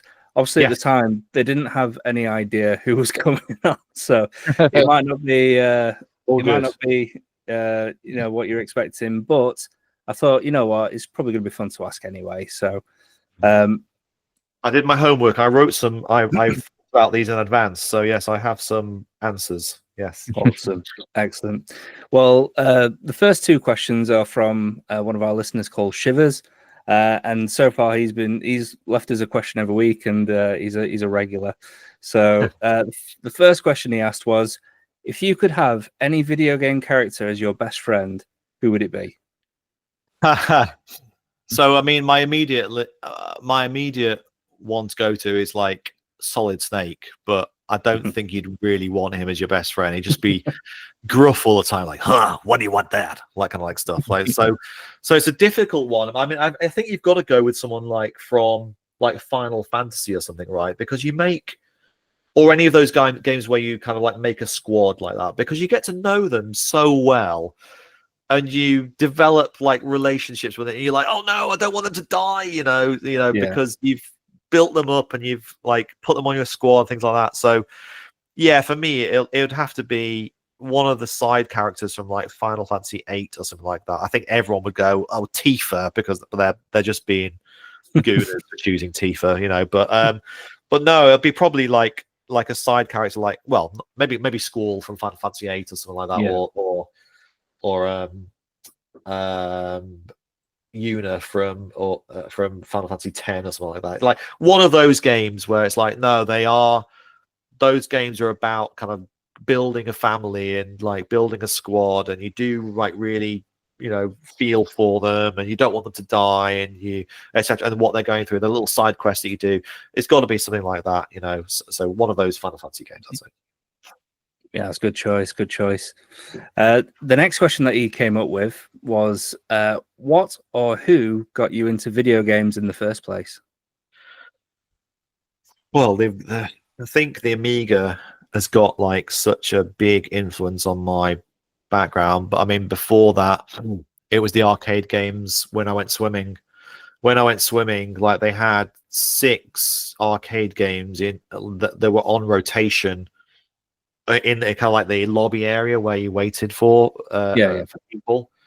So if I think back, what were they there? They were Outrun, Super Hang On, Ghosts and Goblins, Wonder Boy in Monster World, Narc.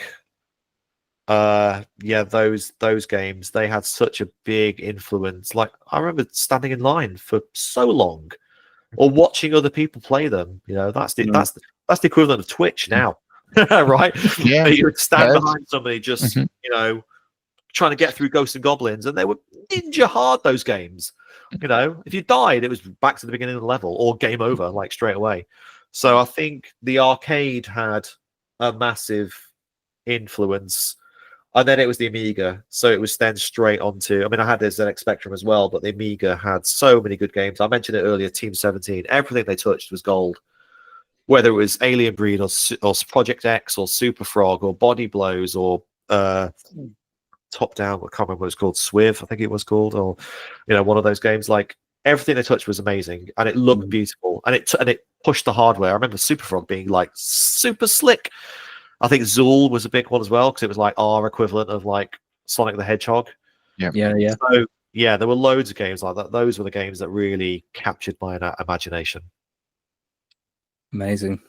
So the next set of questions, 2 more questions. These are from TTV_Matito4. And his first question is, which game did you find received a lot of hype, but when you played it, you didn't enjoy it? Yeah, unfortunately, I've got a few of these, and as I listed them, I was like, oh no, they're all Nintendo games. Like, I've never finished the Zelda game. Like, I just doesn't. Me neither, mate. Me. I got further in Wind Waker than I did in any other, but I can see the comment section now. Like, you call yourself a true gamer, you've never played a Zelda. I've played them. It's just that I just bounce off them like so quickly. I don't know why. I would say to a certain extent, Mario Odyssey was a bit like that as well, because I was more into the Mario Maker or the 2D. I can't remember what they're called, like New Super Mario Bros. Or whatever crazy name they'd got. At the time, I preferred the 2D ones as opposed to Mario Odyssey. Like they're not underrated. They're just games that like I've bounced off, kind of like really. And the other one is Oblivion. Like, I'm really happy that they've remastered that, because I'm willing to give it a second chance on that. Oh, wow, Andy's willing to give Oblivion a second chance. One of the best games ever made, But it was a game that I started, and I thought the graphics looked rubbish, the characters looked rubbish, like the medieval thing, like just wasn't me. And I bounced immediately off like that game, even though like I know it's obviously one of the best games ever made.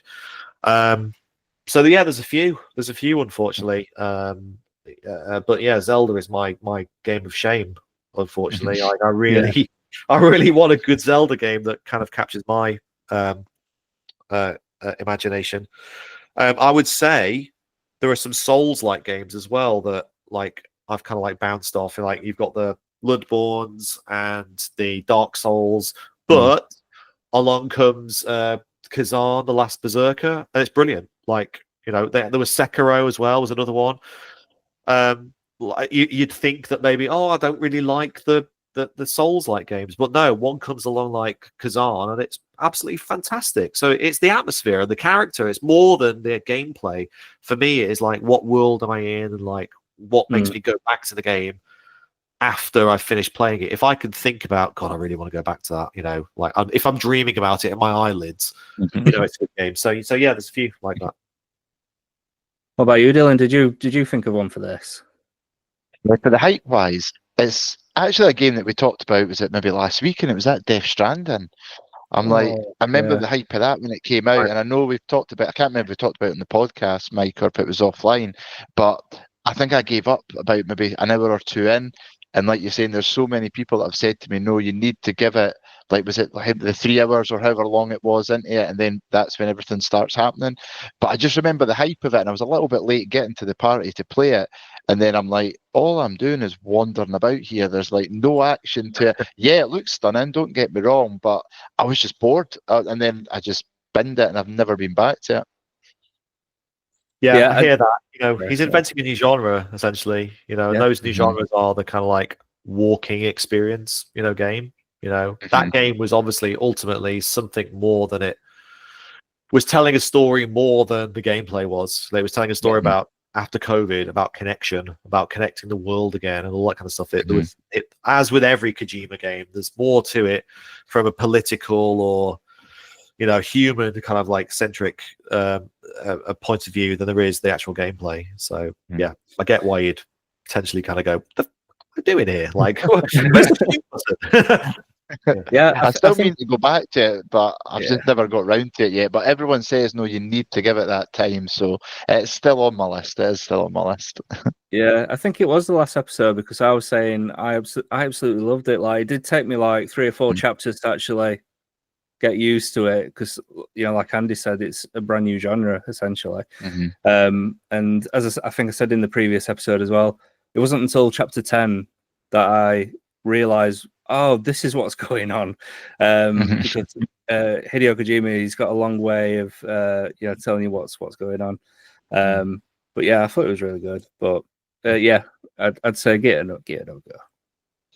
Well, there's a sequel coming out, so you got to finish the first one. Oh no, yeah, that's it. I don't know. I've seen the sequel, like clips of it, and again, it looks very weird. There's like a bad guy whose weapon is an electric guitar.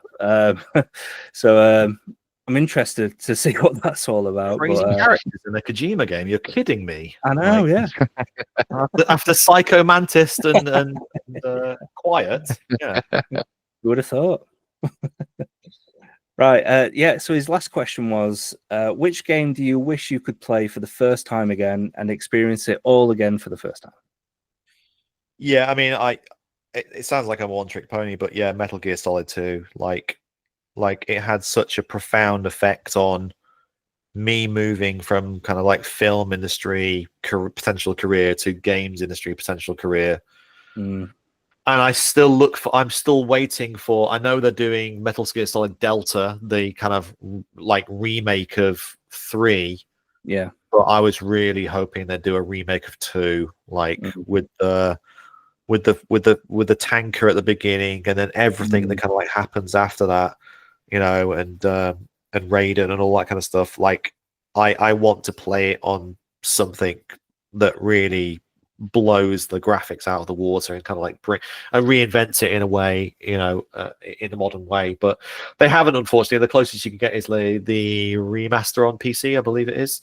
Yeah. So or the Nintendo eShop kind of like version, the HD versions there. So yeah, Metal Gear Solid 2, I think. But there's loads of games that, thankfully, thanks to various handheld devices that you can get from China, like that you can actually go back and play, some of those amazing games that you used to play as a kid, like going back to play Operation Wolf, or going back to play Ikari Warriors, or going back to play Chase HQ, all of those kind of games on like a little Anbernic device or whatever the heck it may be.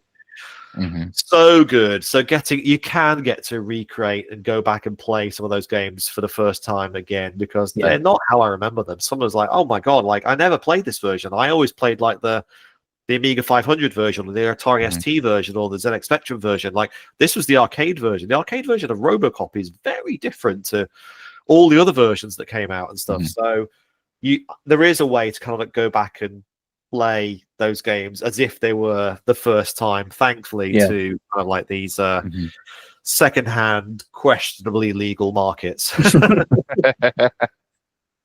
Me and Dylan won't say anything about the handhelds. No comment. No comment. I mean, look, I've questioned it as well.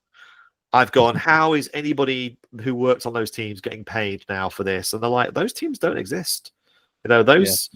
The rights are still with all of those companies. So yeah, arguably, like the Koeis and the Midways, and that should get some sort of money. But even those don't exist anymore. Like Gremlin doesn't exist anymore, and all those US Gold, all those companies just don't exist anymore. So who's going to give any kind of profit or royalty to those people who just you'd have a litigious nightmare trying to find out who actually has the rights to all that stuff. So yeah, they do exist in a grey area, but I don't think they're actually harming anybody or taking money out of anybody's pockets. They're existing currently, so that's my view. Yeah. And just quickly going back to Metal Gear Solid Delta, do you think there's a reason why they decided we'll remake number 3 rather than 1 or 2? Because I know that everybody's been begging for number 1 to be remade for like the last 30 years. So it's difficult, isn't it? Kojima's no longer part of Konami, anymore. He's got his own Kojima Productions. A lot of those companies, like Konami, I think there was rumors that they were looking to be bought out by somebody. They're not making as many games as they used to. The Konami name maybe doesn't have as much sway like as it once did, like back in the day. So some of it is like, what do we have in nostalgia that we can get out, and maybe was underrated at the time that we think can maybe be seen by a brand new generation.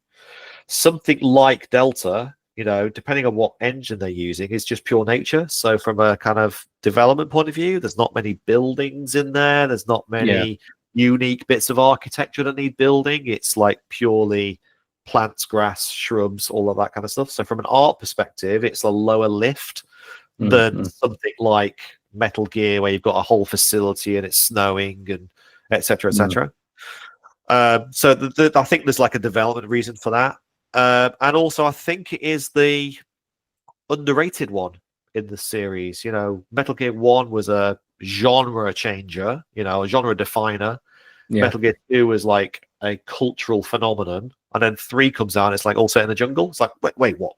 It's almost like the Project R3 of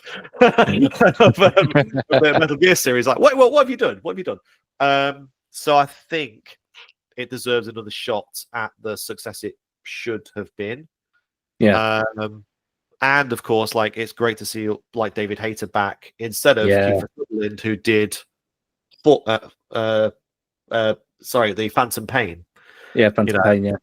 Phantom Pain. So bringing it back to Kiefer Sutherland, therefore. So it's I think it's the right one to choose. 4 would have been too new. The Guns of the Patriots was too new, and it's old Snake as well, so it has less cachet. But I think 3 was probably the right choice to do. Whether it'll be successful, I don't know, though, because we've moved on since then. A lot of these, like in movies, you get a John Carter from Mars, which was technically created before Star Wars, but the movie comes out like way after Star Wars, and we're like, yeah, we've seen all this before. After Dune, like, we've seen all this stuff like before. So, whether it can come back and bring something new to the genre, or bring something new to gamers who have actually experienced similar stealth mechanics in other games since then, I don't know. But for people like us, it definitely captures our imagination. We're kind of like, and start to look on like Amazon to see when it comes out and whether to get the collector's edition or not, etc., etc. So if it does well there, then I think it might be a test bed to maybe continue the Metal Gear series on without Kojima being there, right? So if this does well, they'll jump to Metal Gear, what would it be, 6, I guess? Well, kind of, yeah. And they'll obviously bring David Hayter back as the voice and the likeness, and they'll carry on doing Metal Gear Solid games with a brand new team without Kojima, but using maybe the same engine. So for me, it feels like a stepping stone, tiptoe, test the waters to see if it does well with a game that actually doesn't have a lot of art lift and extra work need doing to it. So, that's a cynical side of me. If you'd asked like the 20-year-old version of me, they'd be like, they're just doing it because it's really cool. But now I've been in the industry 25 years. It's like, there's probably a business reason for this. No, also, I like your perspective on that. Yeah. Awesome. Right. Well, we are coming towards the end of the podcast, but it's pretty much tradition on this podcast that we have a game or two just to test each other. And sometimes we're brutal with each other, and sometimes we're quite nice with the questions. So I'm not actually going to take part in this one. I thought this time head to head. Okay, head to head between Andy Tudor and RetroSega81. So I've called the game Pixel Champions, and the aim of the game is to become the Pixel champion at the end. And the way to do that is to get points. So there are 5 rounds. The majority of these are multiple choice. So, don't worry too much. Just in case you don't know the answer, I'll try and aid you as much as I can. But yeah, ultimately, we're going to see who the Pixel champion is of this episode. So, I'll be are you both ready? Playing, but you're a nice competitor, but I'm obviously the winner here. So, well, that's a given before this even starts. Trust me. Excellent. Right. So, the first round is called Glitch in the Game. And what I'm going to do is I'm going to give you 3 statements, and it's going to be either a fake feature or a bug. And it's down to you to tell me which is the fake statement. So, question 1. In Sonic 2, Tails can get stuck off screen and keep jumping forever. B. In Golden Axe, you can ride a dragon into the final boss room. And C. In Street Fighter 2, Ryu can throw 2 fireballs at once. So is it A, B, or C, which is the fake one? C is a myth. That's that's not I was going to say. I'm sure there was this is the same as being able to fight Sheng Long at the end if you do blah blah blah. I think that's a legend that isn't actually true. So it's down to the first 2. Riding a dragon into a boss, that sounds like something the programmers probably didn't expect, and you probably can do. They would have expected you to have died before that, but I bet some speedrunner has probably actually done it. Tails being caught off camera is something I imagine the dev team would have tested many times, and it would have actually just disappeared out of existence and respawn on screen. I would have thought. So I'm going to be an idiot and say 2, and then find out I'm completely wrong. So you think... I was going to say A. I was going to say the first one as well, the Tails one. That's what I thought. So I've got different answers here. Right, okay. So, Dylan, you think A is fake, as in Sonic 2. And Andy, you think the Golden Axe one is fake. Hang on. No, I think the Golden Axe one is true. So... Yeah, so the first one. No, I'm right with you then. Yeah, so Sonic 2, that would be the fake one. I think you can do the dragon thing in Golden Axe. Have I completely confused it now? The fake one would be Sonic. There we go. So basically, there's 3 statements. 2 of these are true. 1 is fake. And 1's made up. So you've got to tell me which one is the made up one. Sonic 1. And Dylan, That's what I do thought as well. Yeah, I thought Sonic 1. Yeah. I thought it was too obvious. That's actually true. So the fake answer was C. In Street Fighter 2, Ryu can throw 2 fireballs. No, this is a myth. That's why it's I'm fake. Sure this is a myth. I want video footage. I want VAR of this. Yeah, so this is fake. So out of the 3 statements, so Andy was right technically then, because you did say that was a myth. So. Yeah, so that is the one that's not true then, you're saying, eh? C is not true. The Sonic 2 one is true. The Golden Axe one is true, so you can ride a dragon into the final boss room. Oh, right, yeah. Yeah. Wow, we have overcomplicated these rules. Okay, right, yeah. Okay. Right, Andy. Let's start that again. I think I get the game now. Okay. So 3 statements, 2 are true, 1's fake. You've got to tell me which you think is the fake one. Right, go on then. Cool. Yep. So that we'll say that first one was a tester. So we'll not count that one. So question 2. A, in Skyrim, you can ride a horse vertically up a mountain. B, in Echo the Dolphin, you can unlock a secret level where Echo becomes a shark. C, in Metal Gear Solid, you can skip certain sections of the game by walking through walls. Which is the fake one? Oh. Number 1 is definitely true because Oblivion's got so many bugs in there. I imagine that is absolutely true. Echo turning into a shark. Try not to give too much away. I've never heard that ever. And what was the last one? Uh, Walking through in that- walls in Metal Gear Solid. yeah, you can walk through walls and skip I certain reckon sections of the game. I would say that's probably true as well, because I know we definitely tried it in our games because they had analog sticks. Like most people like run like that into walls, but I know our QA team were like creeping through things, like trying your characters like slide, and it was like trying to detect whether the character was like on this side of the wall or that, and sometimes you just go ooh, ping, and it would go to the other side. So I imagine that did happen, but I know their attention to detail is way better than that. So that makes me think that that one's fake. Echo becoming a shark doesn't feel like it would have been something that like goes against the idea of ecology and stuff like that. That game was. I'm going to go with the shark one as the fake one. What about you, Dylan? That's the two I was thinking of, because I thought I've never heard anybody mention a shark. Like, I would think at some point somebody would have said at some point when I've played Echo or that oh, did you know you could become a shark? But then, go on. To be honest, I'm leaning towards C, because surely a game of that size, that bug, somebody would have mentioned this. We would have seen somebody put a video of this on TikTok or something like that. So I think C is fake. C is more believable, but I think they were so attention to detail orientated, they would have nailed that out. But if it's talking about speedrunners break everything in your game. So it might be true, but I'm going to go with the shark one. Cool. Right. So in this round, Andy is correct. Yeah. So you can't play as a shark in Echo the Dolphin. Yeah, Dylan, I did the trick on one of my lives.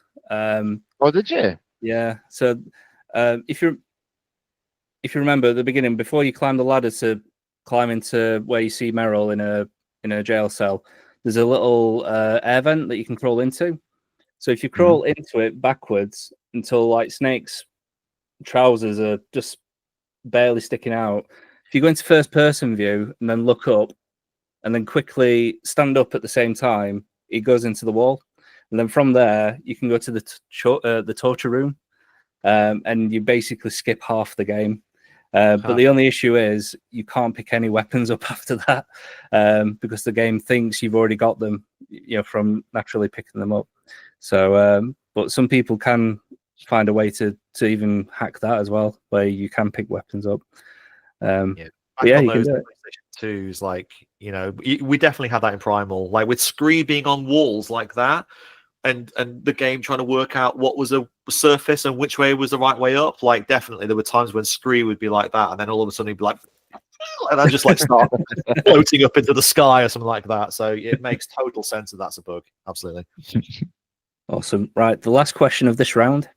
A, in FIFA 20, players sometimes T-pose after scoring.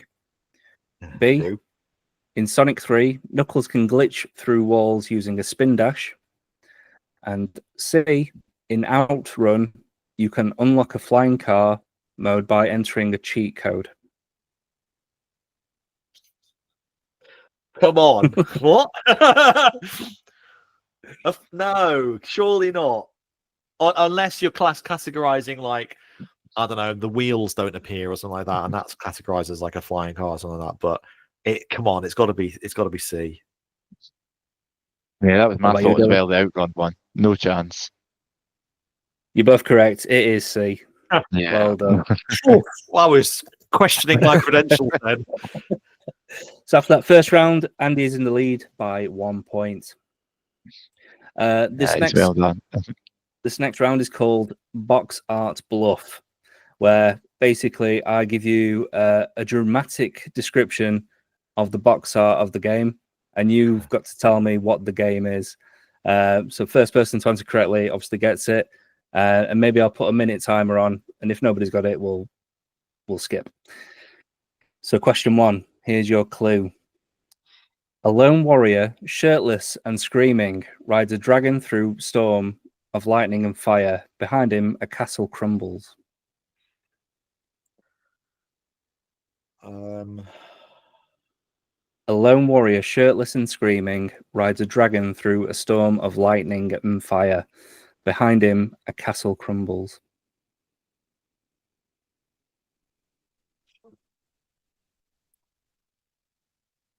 I'll give you a clue. It was pretty Great big on the video Mega content, Drive. watching two guys just think like that. It was a platform Mega it was Drive. on. Yeah, it was on Mega Drive. Drive. Okay. Yeah. Yeah, I would think in Golden Axe, like I would one of the think Golden so. Axe games, 2 or 3 maybe. Can't I remember think, the other I think that's the pose of them like axe like guy there and the Amazon Yeah. like that. I think it's that. Dylan got it, yeah. So he answered it first. It was Golden Oh, it Axe, is. yeah. It is. Oh, okay. I Yeah. was wrong then. Okay.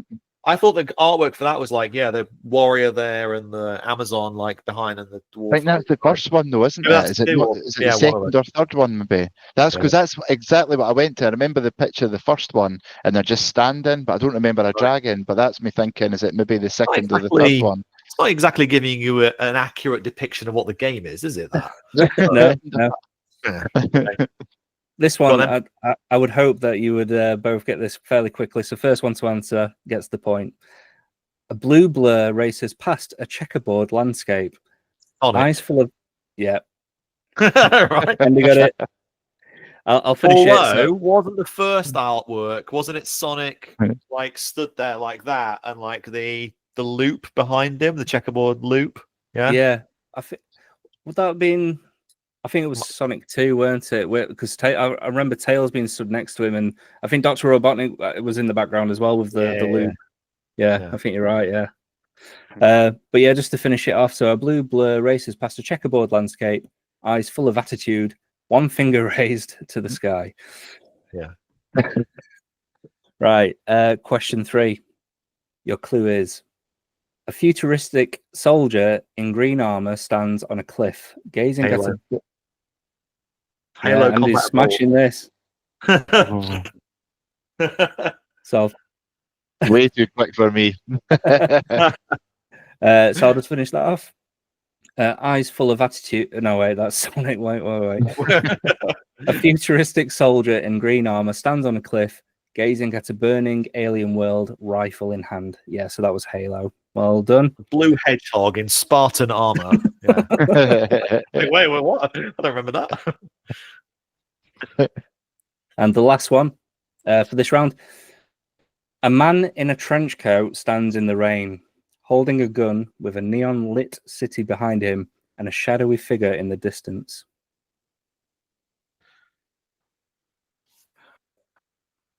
A man in a trench coat stands in the rain, holding a gun with a neon lit city behind him and a shadowy figure in the distance.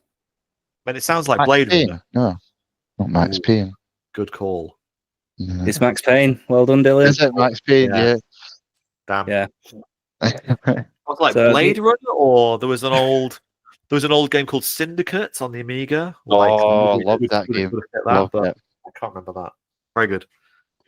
So at the end of that round, Andy is still in the lead by just 1 point. So it's pretty close. So yeah, this is round 3. So it's called Patch Notes or Prank Notes. And you've got to guess if the patch note is real or fake. So bonus points if you can get the game as well that this patch note relates to, if it is real. So the first one is the clue. The clue is fixed an issue where chickens could pilot tanks. Do we think that's real? What a great patch note if that is true. Chickens could pilot tanks. God, fixed an issue where chickens could pilot tanks. Are we saying that's real or fake? Totally fake. Has to be fake. That'd be my guess. It's got to be of recent years, doesn't it? Because that's when patch notes like became a thing. So I'm trying to think of a game that would be probably PC based, which has like NPC chickens like walking around and tanks. I can't think of any off the top of my head, so I'm going to say that one's fake, I guess. But if there is, I definitely want to hear about that game. Are you saying the same, Dylan? Yeah, I think fake. I can't think of anything that would be. Yeah, you're both right. That's completely fake and made up. Well done. I'm a bit disappointed. I'll make that game. I'll make that game. That sounds great. Question 2. The clue is, reduce the volume of footsteps while crouching in multiplayer.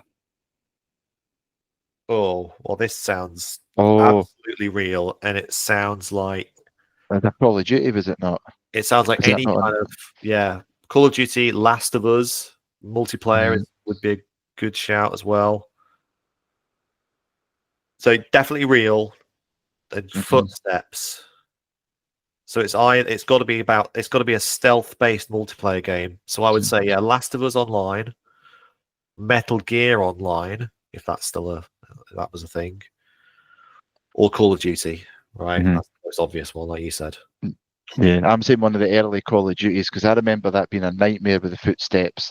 Yeah, especially when you were sniping people, like the older ones. and you've got the radar and everything as well. So I think they would have made a change for that. Yeah. So you get that one if it is Call of Duty. That'd be my guess.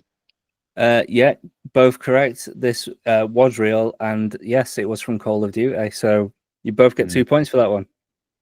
No, I'm piggybacking off you. So no, you have the point. All good. Oh, go on then. All right, let's. Okay, no problem. Excellent. So the next one is players can no longer romance the toaster. Again, what a brilliant game that must be if it is in there. Romance the toaster. There's only one game I can think of where this could be a thing. I know. And it would be like The Sims. That's the only thing I can think of. But I'm going to say yes, and I'm going to say The Sims. I'm going to say yes because it's the kind of patch note they definitely would put out there like that because they know it's funny and it's a bit irreverent and it's fun and it's in the spirit of The Sims. So yeah, The Sims. That would 100% be my thing as well. That's the first thing that came to my mind was there's got to be something to do with The Sims. Okay, so are you both saying it's real, and are you both saying it's The Sims? Yeah. Yeah. Unfortunately, you're both wrong. It's fake. Oh no! Oh no! I can totally imagine some developer flagging the object the wrong way as if it's like a real person, and that suddenly having weird options like feed the toaster and getting the bath with a toaster. Obviously, don't do that. Yeah. Okay. Good one. You got us on that one. Number 4, then. So the clue is fixed bug where NPCs would float into the sky after sneezing. Again, The Sims. After sneezing, God, that's a game where they've gone to the trouble of programming sneezing in for characters. Yeah. That's got to be like a GTA or a Red Dead Redemption. Then, Red Dead Redemption 2, real.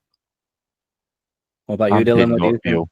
I think that's a red herring you're hitting us with there. Surely there's not that level of detail that somebody's sneezing in a game. I can't think of any game I've ever played where anyone's ever sneezed. So I'm saying no. I'm saying that's not It's the true. kind of detail that they would put into a GTA or a Rockstar game. Yeah. Equally, it's the kind of crazy bug that I think they catch quite easily and never actually makes it into the final release. So part of me says it's not, but I'm going to, seeing as this is a competition and we're very tight at points, I'm going to go yes, Red Dead Redemption 2. And sorry, Dylan, you're saying no, it's fake. I'm saying no. Yeah, I'm saying that's not true. Okay. Andy, it is real, but the game is wrong. Oh. What was it then? So the game was Skyrim, apparently. Oh, okay. Characters sneeze in that? And then launch themselves into the air. Shock Horror, another game like that, made by the same company with massive bugs in it.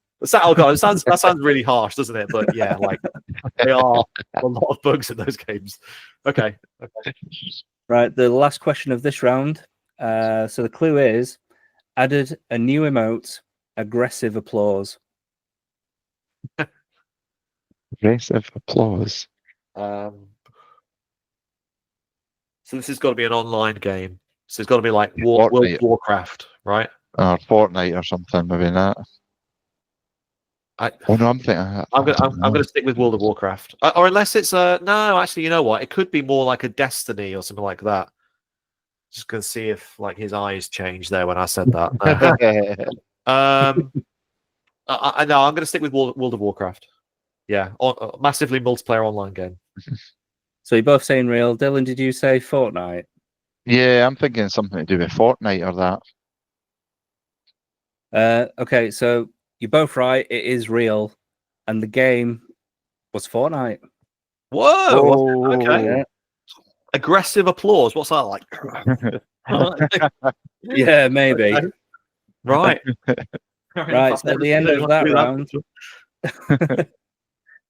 that round, you're actually neck and neck.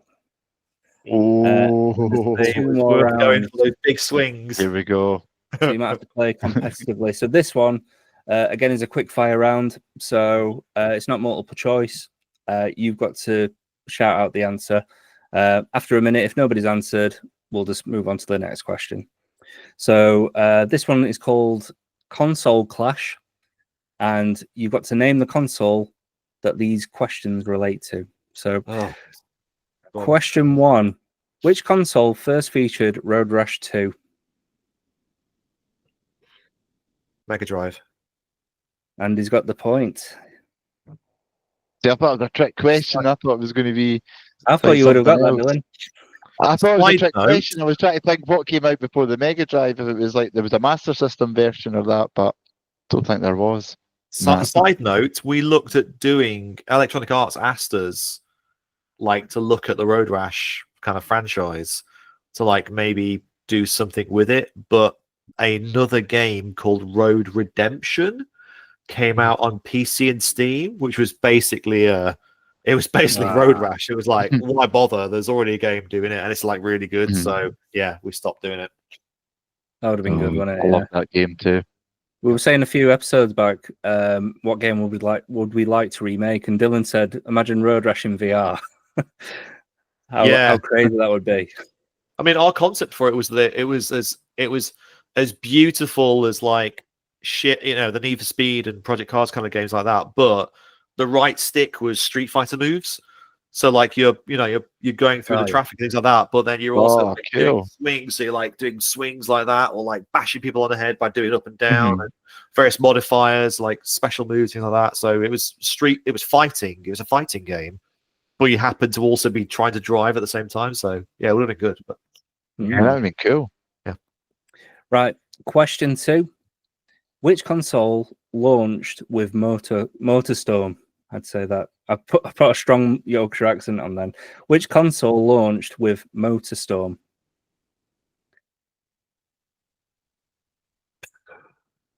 I want to say PS1. I think it's PS2, but I want to say PS1 for some reason. Because MotorStorm Apocalypse was on PS2. So it makes me think it's PS1, but I feel like I'm wrong now. So yeah, it's not PS1 or PS2. Is it not? I don't have a clue. Oh god, is this like a Dreamcast title or something? It's not Dreamcast. Nintendo? Okay, I'm out. I've no idea. No idea. Now's your chance. You've got about 20 seconds. I can say like GameCube. I know it not be GameCube, but no, not GameCube. What was the name of it again? MotorStorm. MotorStorm. I've never even heard of it. Well, they're on bikes and quad bikes and all other sorts of things, all at the same time. Super cool, but yeah, I thought it was PlayStation. But yeah, I'm I've never heard of this. So you were right, Andy. You were close. It was the PS3. Was it? Was that late? Yeah. PS3. Wow. Yeah. Okay, I thought it was much earlier. Okay. Well, I now know. There we go. No problem. Right. Question 3. Which Sega console had a built-in screen and could play Genesis cartridges? Dreamcast. Well, the Dreamcast had the pull-out thing, but it's the controller.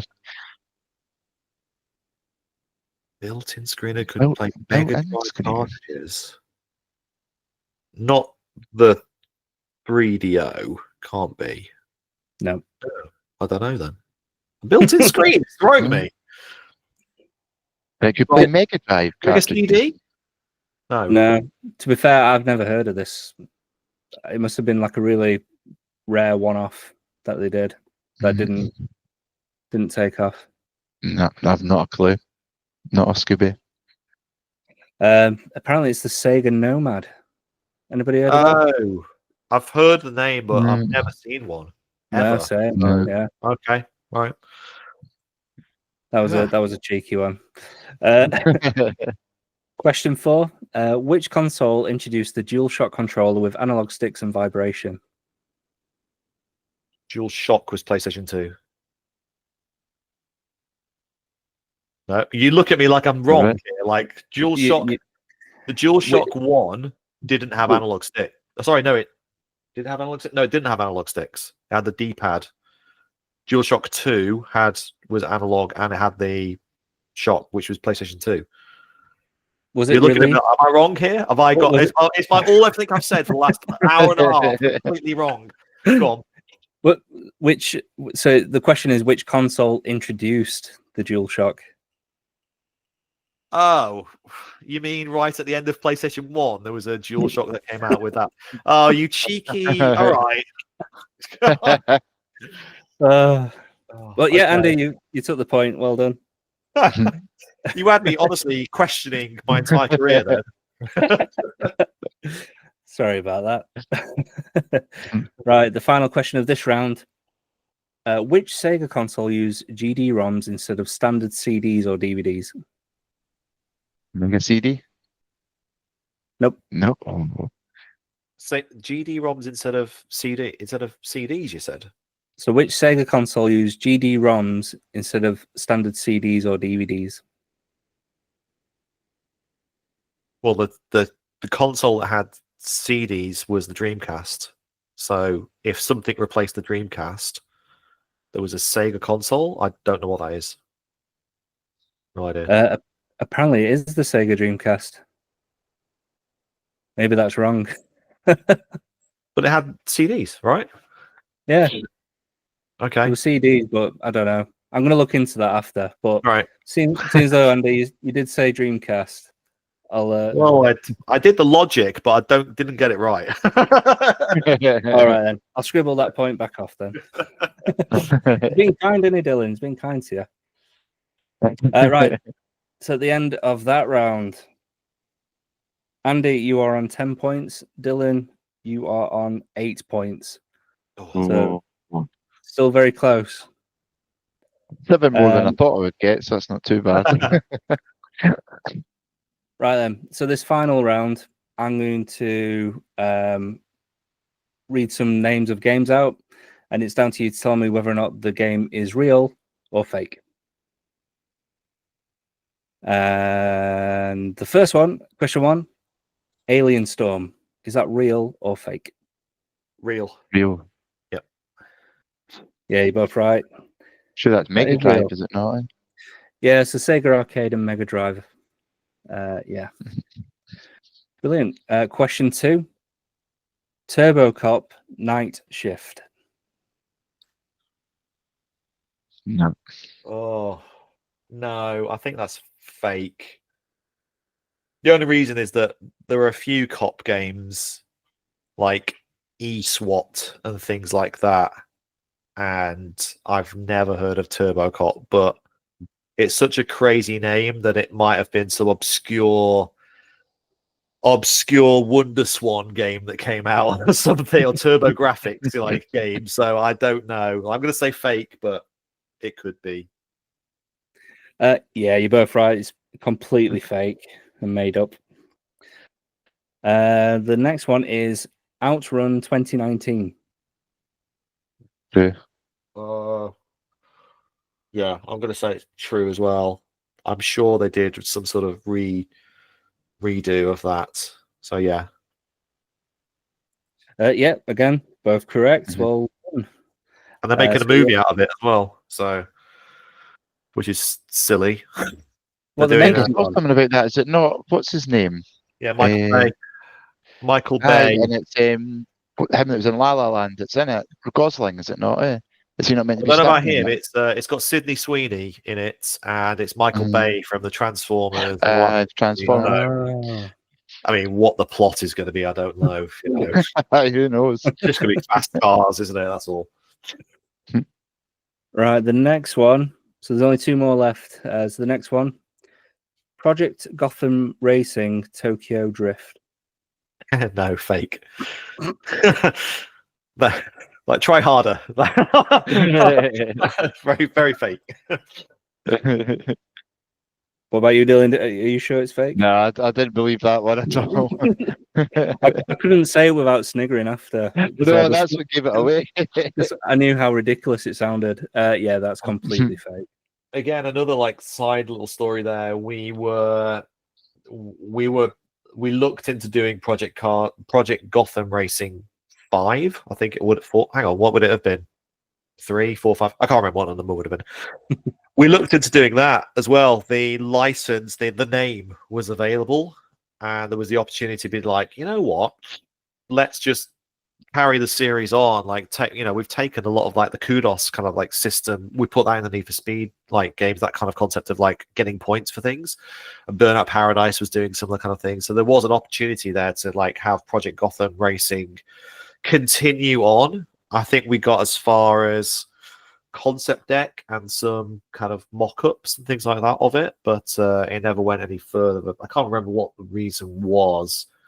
Either some legal thing or there wasn't enough kind of cachet in the name to kind of like continue on. And that's why Test Drive kind of did, because they were doing something completely different. They were doing like, it's the Test Drive name, but we're set in Honolulu and we've modeled all of Honolulu, or we're setting it in Ibiza and it's all of Ibiza.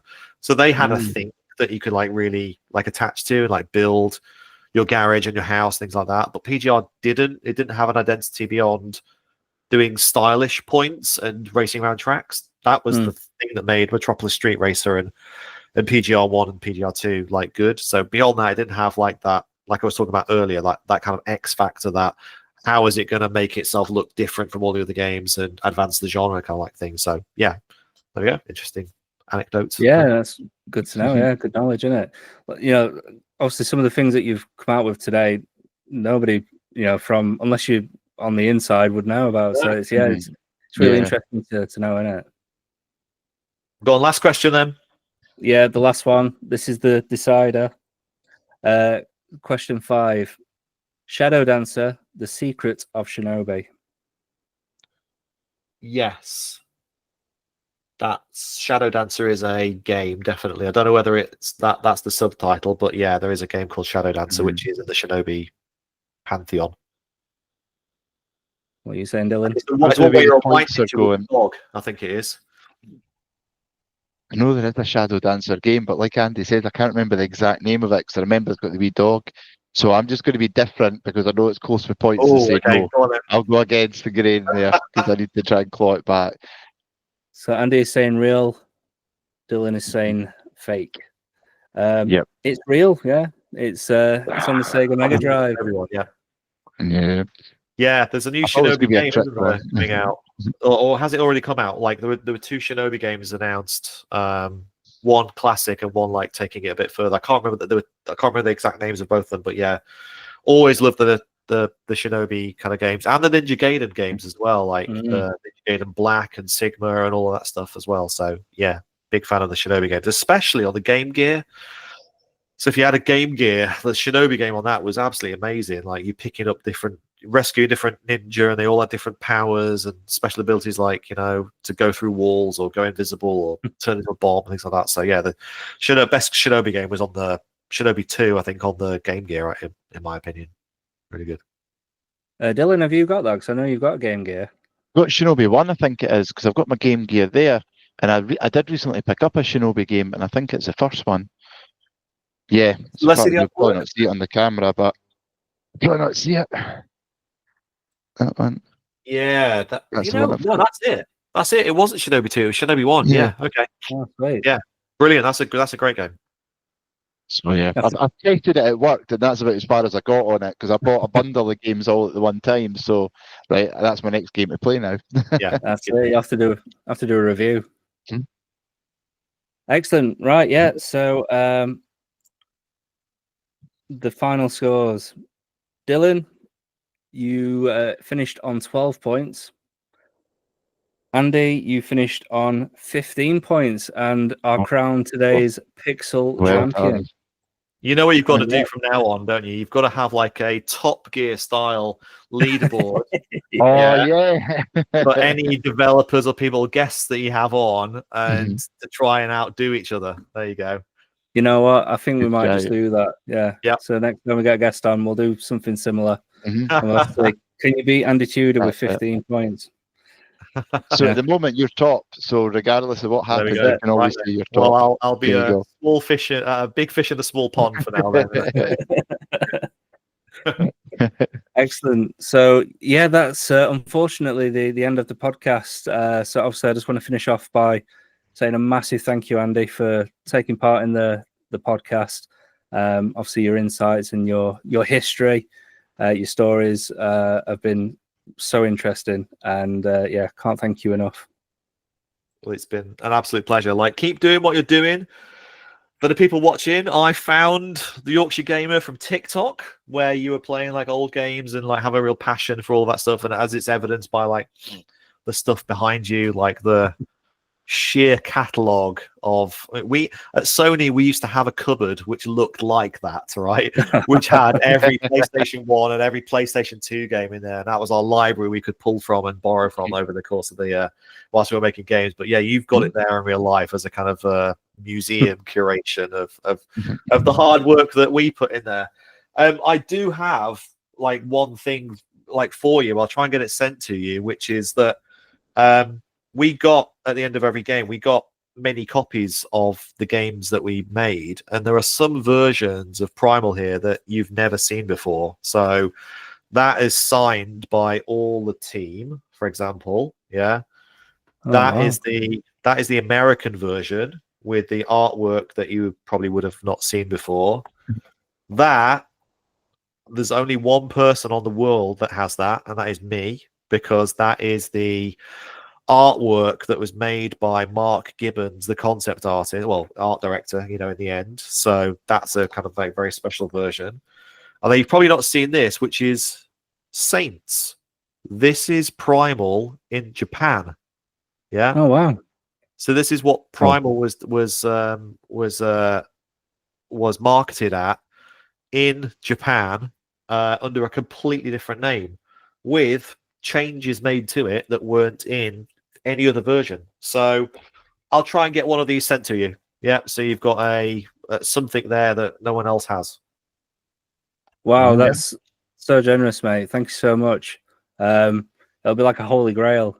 Yeah, not going on eBay either. So no. Up on the wall, I think behind you, Mike. That'll go perfect with the other holy grails you've got.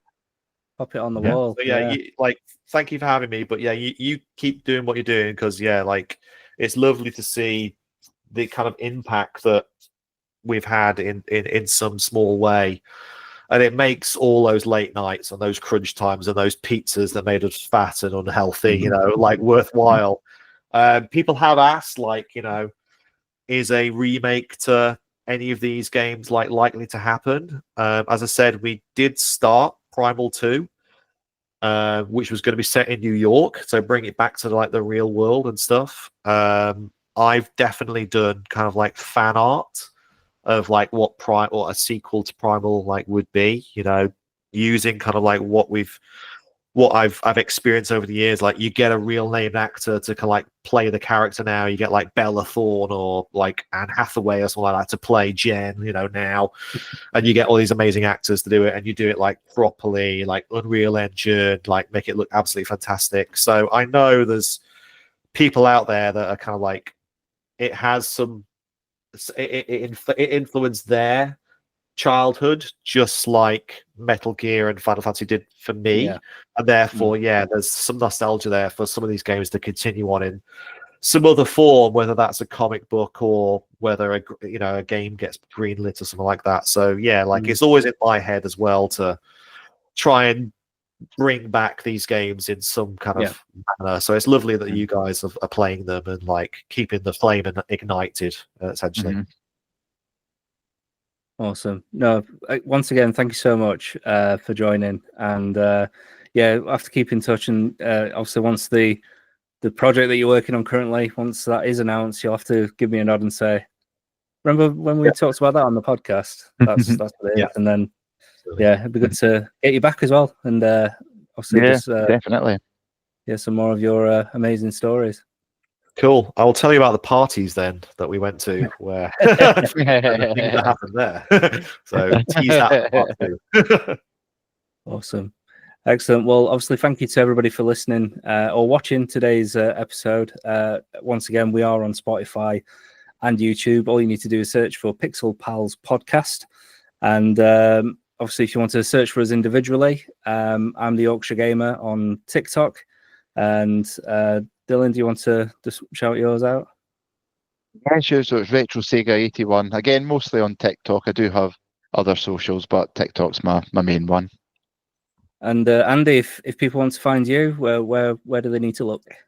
Yeah, I'm at Real Andy Tudor everywhere. There is another Andy Tudor who makes paper planes for kids, who is obviously way more successful than me. So he's got Andy Tudor. So yeah, just at Real Andy Tudor on everything, and just search for Andy Tudor on like Spotify and Apple Music or whatever, or ask your Alexa for me. There we go. There we go. Excellent. Well, yeah, thanks once again, everybody, for checking in. And yeah, until next time, take care, stay safe, and stay awesome. Ta-ra.